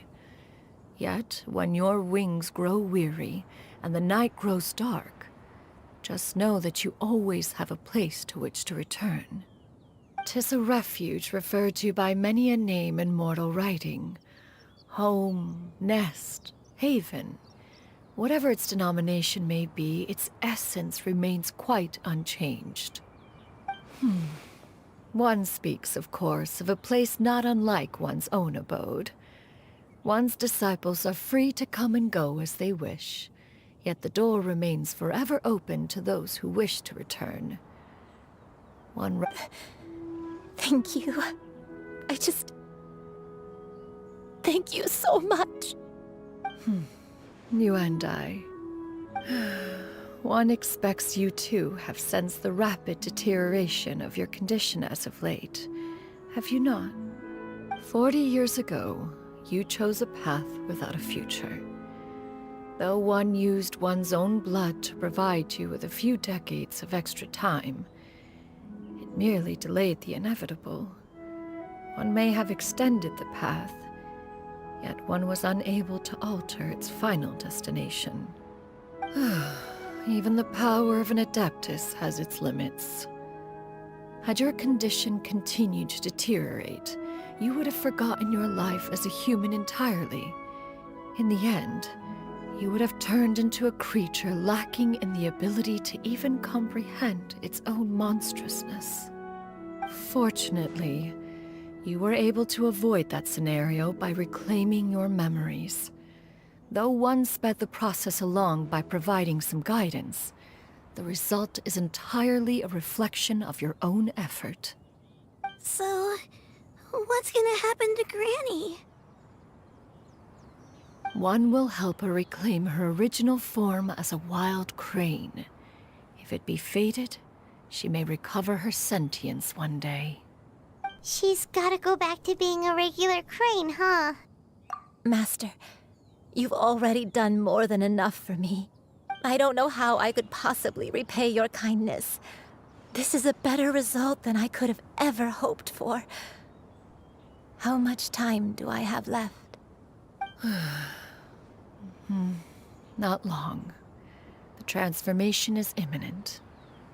Granny, please don't leave, okay? You're all I have left. Don't be sad, dear child. Granny has led a wonderful life. My only regret is having to leave you behind. Don't forget to eat well, okay? A growing young lady like yourself needs lots of good food to grow big and strong. Promise Granny you'll take good care of yourself when I'm gone. I promise, Granny. I'll do whatever you say. Good girl. Good girl. Don't worry. It's not goodbye forever. Granny's gonna become the most formidable crane in all of Mount Outsung. Granny will train day and night. I won't stop until I can turn into a human without having to rely on anything but my own power. When that day comes, we'll be able to live together again. You and I. How's that sound? Good. That's a good girl. Even though we won't see each other for a little while, as long as we both work hard, we're sure to meet again someday. I'll eat well, Granny. I promise. And I'll wait for you, no matter how long it takes. I'll wait for you to come back. That's a good girl. Then Granny really has no more regrets. I'm so sorry, Master. Thank you.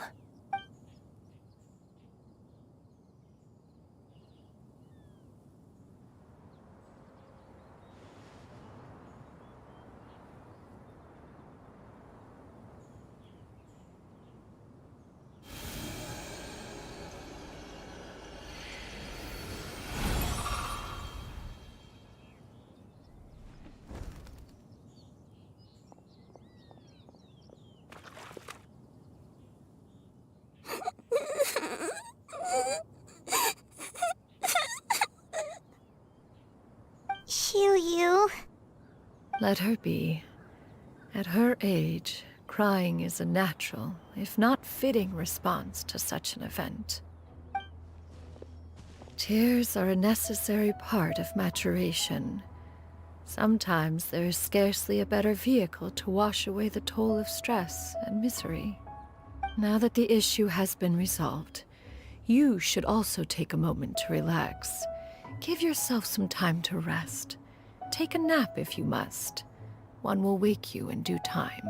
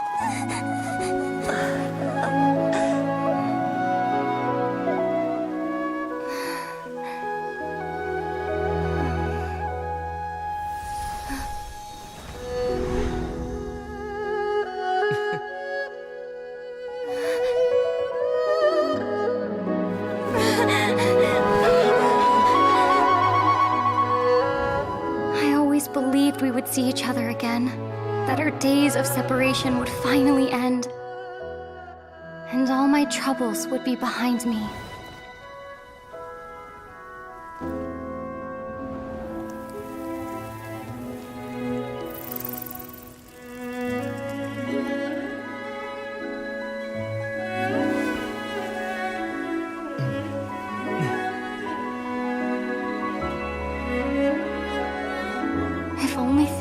Stay this way forever.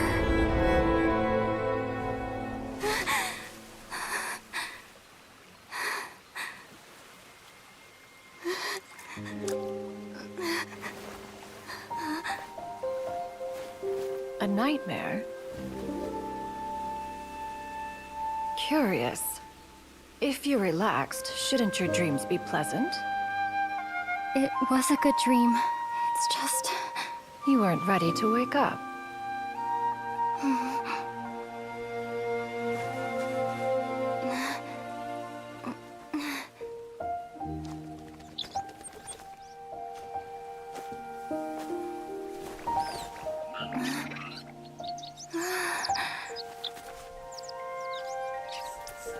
Eloquent as one may be, words of comfort are not one's strong suit. You are doing all you can.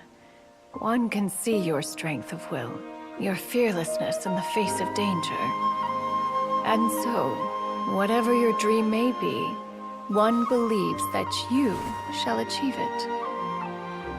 Of course, whenever the perils you face overwhelm you, or you become weary, one is always here for you. After all, as an elder, it is only right to look out for the young ones.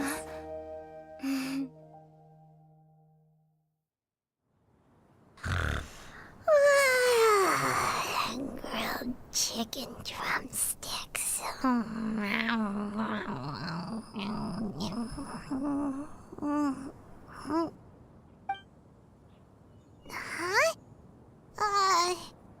Was Paimon sleeping just now? Oh, Paimon wasn't talking to you. Paimon had a dream about eating grilled chicken drumsticks, that's all. Madam Adeptus? Oh, Shuyu, you're awake. How do you feel? I feel a little better. Thanks. I know I'll see Granny again someday, so I don't feel so sad anymore. Madam Adeptus, could I ask you something? Would you take me in as a disciple? Oh, and have you reasons for this sudden interest? I know Granny thought what she did back then was wrong. She felt really bad about it. But without that mistake, I would have never been born. Even though Granny lost her memories, she never forgot to show me how much she loved me. So, I thought maybe one day, I could become a cool Adeptus like you, and help a whole bunch of people, just like Granny wanted to do. Upon some reflection, one supposes you are no mere mortal. The fact that Yuendai's blood flows through your veins is proof enough of that. If this is what you desire, one shall make it so. Thank you so much, Madam Adeptus. No, I mean... Master. Chuyu, are you sure about this? Paimon's gonna let you in on a little secret. We've seen Cloud Retainer's 2 other disciples, and they pretty much eat nothing but bitter herbs like chin-chin and violet grass.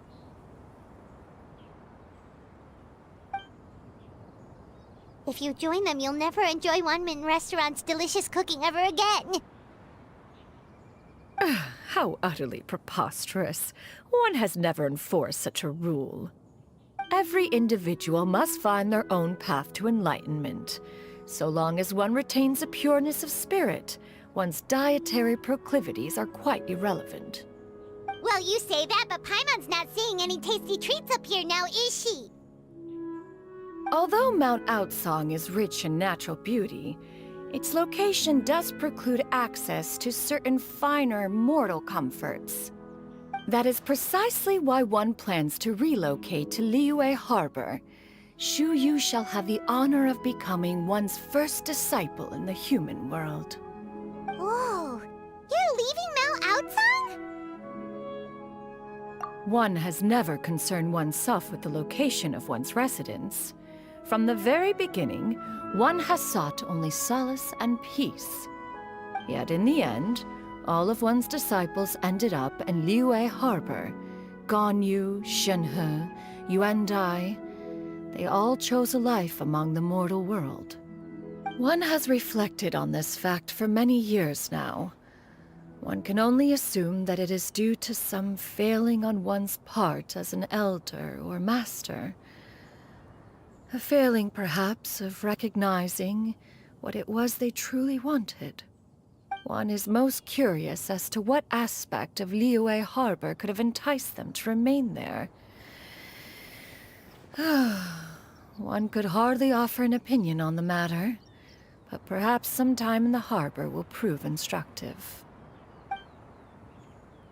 Why are you all so silent? Paimon is, just a bit shocked, that's all. So, does this mean we can grab a meal together in Liyue Harbor sometime? One has precious little time to squander. However, if one finds oneself otherwise unoccupied, one would not be opposed to the idea. One will be assuming the identity of a human while residing in Liyue Harbor. You should take care to avoid disclosing one's true identity. Don't worry, we'll help you keep it a secret. So, when can we expect to start seeing you in the city? Perhaps in 2 days' time. One has some matters to see to before one's departure. Preparation is the key to success, after all. One plans to put up various items from one's collection for sale. The earnings should provide for a comfortable living in Liyue Harbor. One has already picked out a handsome property near Chuhu Rock. 'Tis no small purchase, but what is mortal life if not one expense after another? Seems like you've really thought of everything. Then how about we meet up in Liyue Harbor in 2 days?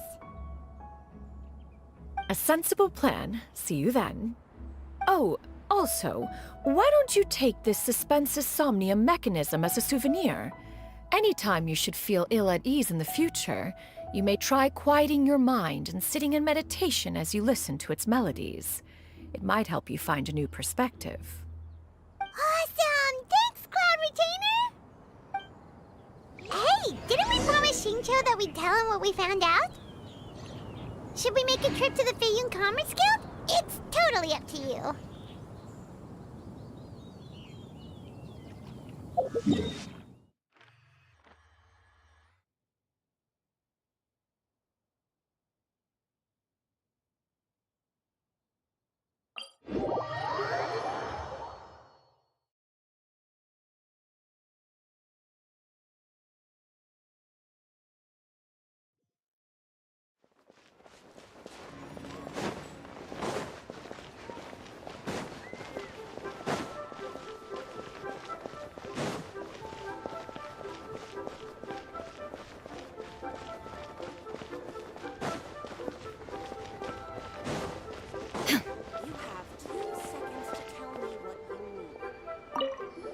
We meet again, dear friends.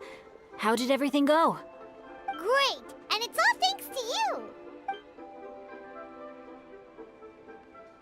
Ah, I see.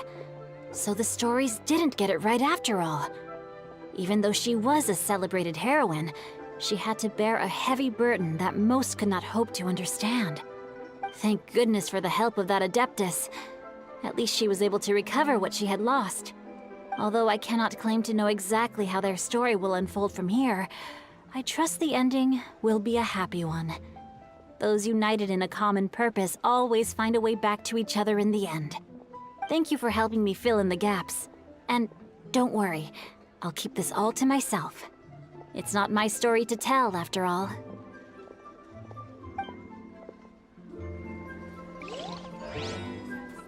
There is no escape. I can't wait.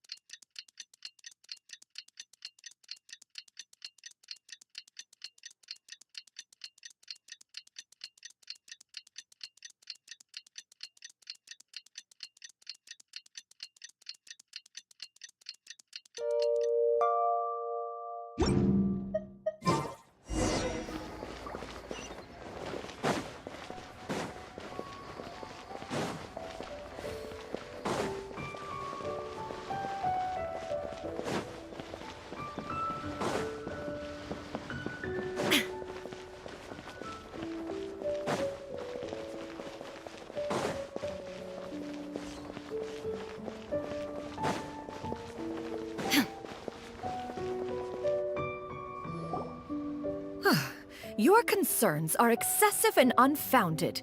This is but a simple collection of ordinary valuables. Such intense scrutiny is hardly necessary. To be quite honest, your insistence on that fact is my primary cause for concern. In what way are any of these ordinary? Every single item here could be worth more than everything I own combined. I simply can't risk shelling out that kind of mora without proper scrutiny. If I'm wrong, I would never be able to earn it back, not even if I worked every single day for the rest of my life. I have to be careful. Yes, you can never be too careful. We're here, Clow! Miss Shenyun, what are you guys arguing about? Ah, perfect timing. This ignoramus is questioning the authenticity of my wares. I'll have you know, these items have remained untouched in my personal collection for several hundred years. To question their legitimacy is pure folly. Several hundred years? Indeed. They're family heirlooms, you see, passed down over many generations, as families are wont to do. Yep, they've definitely been around a while. Hear that? Had I not found myself in need of mora, I would scarcely have had the heart to part with them. Indeed, you should consider it an honor to even have the opportunity to behold them with your own eyes. Doubt their authenticity any further, and I may just decide to take them to another buyer. Whoa, please don't go! I apologize for any insult, miss. You see, I know full well that I lack the knowledge to judge the true worth of these items. If you could wait but a moment, I've hired an expert to appraise them for me. He should be here shortly. An expert, you say? Very well. I will wait for a little while longer, then. Traveler, Paimon, this is my new residence. If you have cause to seek my company in the future, this is where you can find me. Master! Oh, it's you two again. Hello. Shiryu! You got a new outfit! It looks great on you. Mm-hmm. Master made it for me. I like it too. Huh? You know how to make clothes? Do I know how to make clothes? With the support of the proper mechanism, sewing is hardly a challenge. Master, I brought in most of my stuff. There's a few boxes left, but they're kind of heavy, so I just left them outside. Fret not. I shall help you move them into your room. Actually, I should probably sort through my stuff a bit first. Everything's kind of messy right now, so maybe you could, not look yet, Master? Yeah, that'd be great. It appears my young apprentice has her own fair share of secrets. No matter. Do what you must, child. Now, this expert you mentioned, when can we expect their arrival? Soon. Ah, there he is! Here, allow me to make some introductions. This is Mr. Zhang Li, a well-respected consultant at Wangshang Funeral Parlor and an expert in all manner of valuables and antiques. Mr. Zhang Li, this is Miss Shenyun. She's the one who's looking to sell the collection of valuables I mentioned earlier.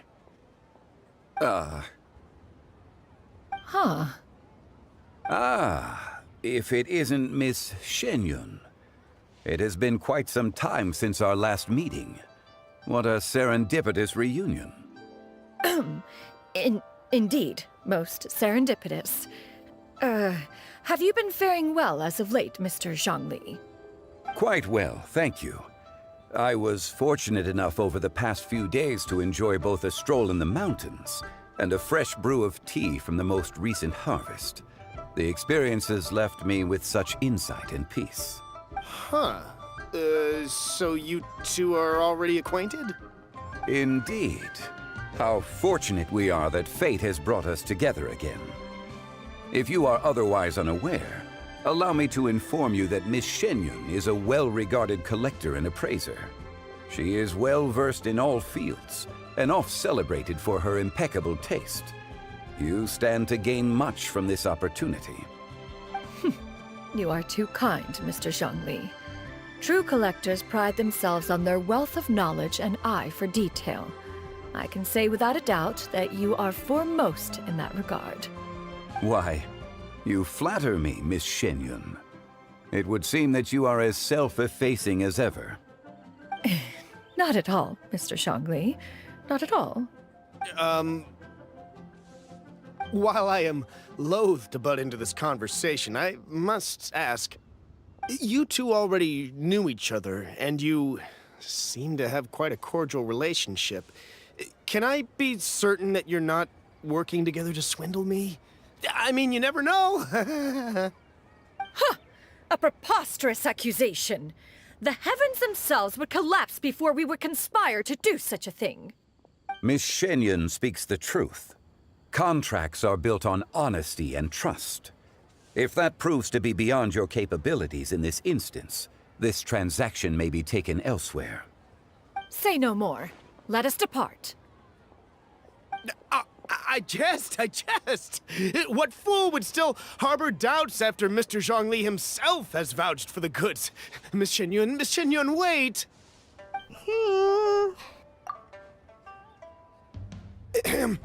I deeply apologize for doubting you. So, Mr. Zhongli, could you please give me a final verdict on the value of these items? There is no cause for concern. They are indeed rare and precious valuables. Take this mechanism, for instance.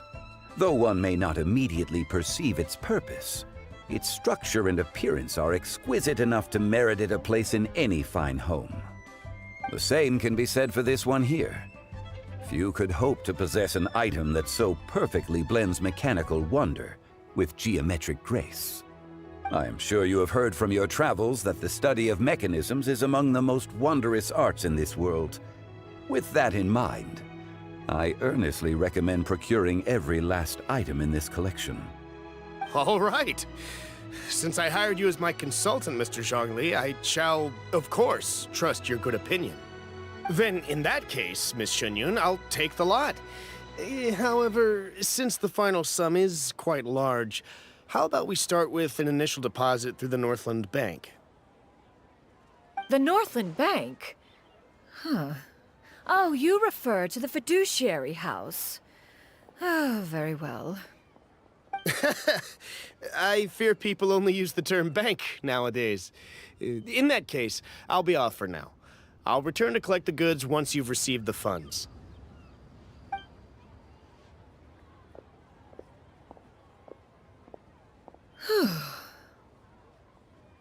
Zhongli!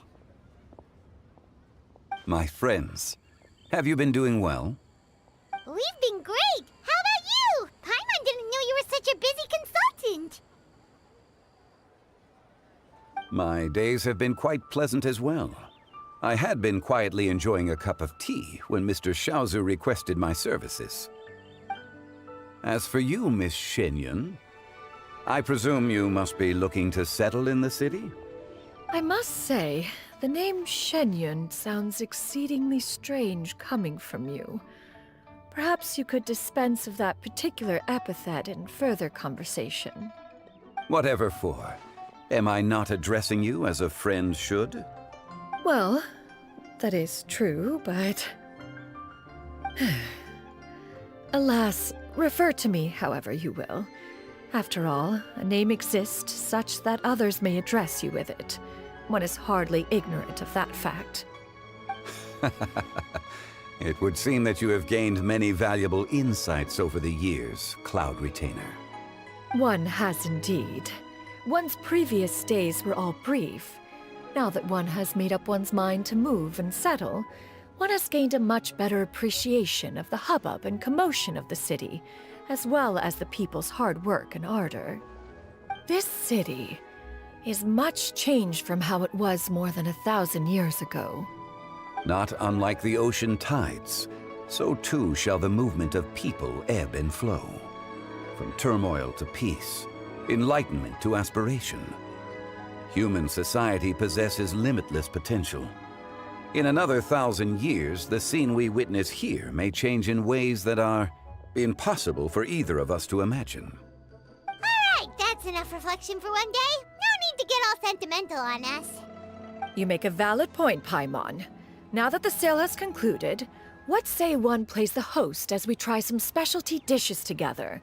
One must profess great interest in trying bamboo shoot soup. Perhaps you have forgotten, Cloud Retainer, but I once tried my hand at that dish. You were at the table on that occasion, so logic dictates that you should have already tried it. Oh? What occasion was this? It was a reunion between friends several centuries ago. Alas, you must have been too preoccupied to secure yourself a portion. Or perhaps our other companions simply availed themselves of faster reflexes on that occasion. Huh! Hardly. 'Twas most certainly out of consideration for the others in attendance. In but a moment, one will show you what it means to have a true deftness of hand. It is settled then. Bamboo shoot soup, mora meat, crab roe tofu, triple-layered consommé. We shall enjoy the lot. One has already passed word to Shenhe and Ganyu to make a reservation. It is prime time for them to meet one's newest disciple. Is that agreeable to everyone? It should be a most splendid occasion. Shu Yu, come now, it is time to dine. Ah, this gentleman over here is Mr. Zhang Li. He is, A humble employee of Wangsheng Funeral Parlor. Pleased to make your acquaintance. Nice to meet you too, Mr. Zhengli. That should be everyone, right? Let's go! Sounds good! Actually, Master, have you ever tried Adeptus' temptation? I heard it's impossible to stop eating after even just one bite. You know, 'cause it's super tempting and stuff. Is that true? That sounds rather implausible. Although with the right preparation, certain dishes can be too delicious to resist. Huh? Why are you all walking so fast? Hey, wait for Paimon! Hey, wait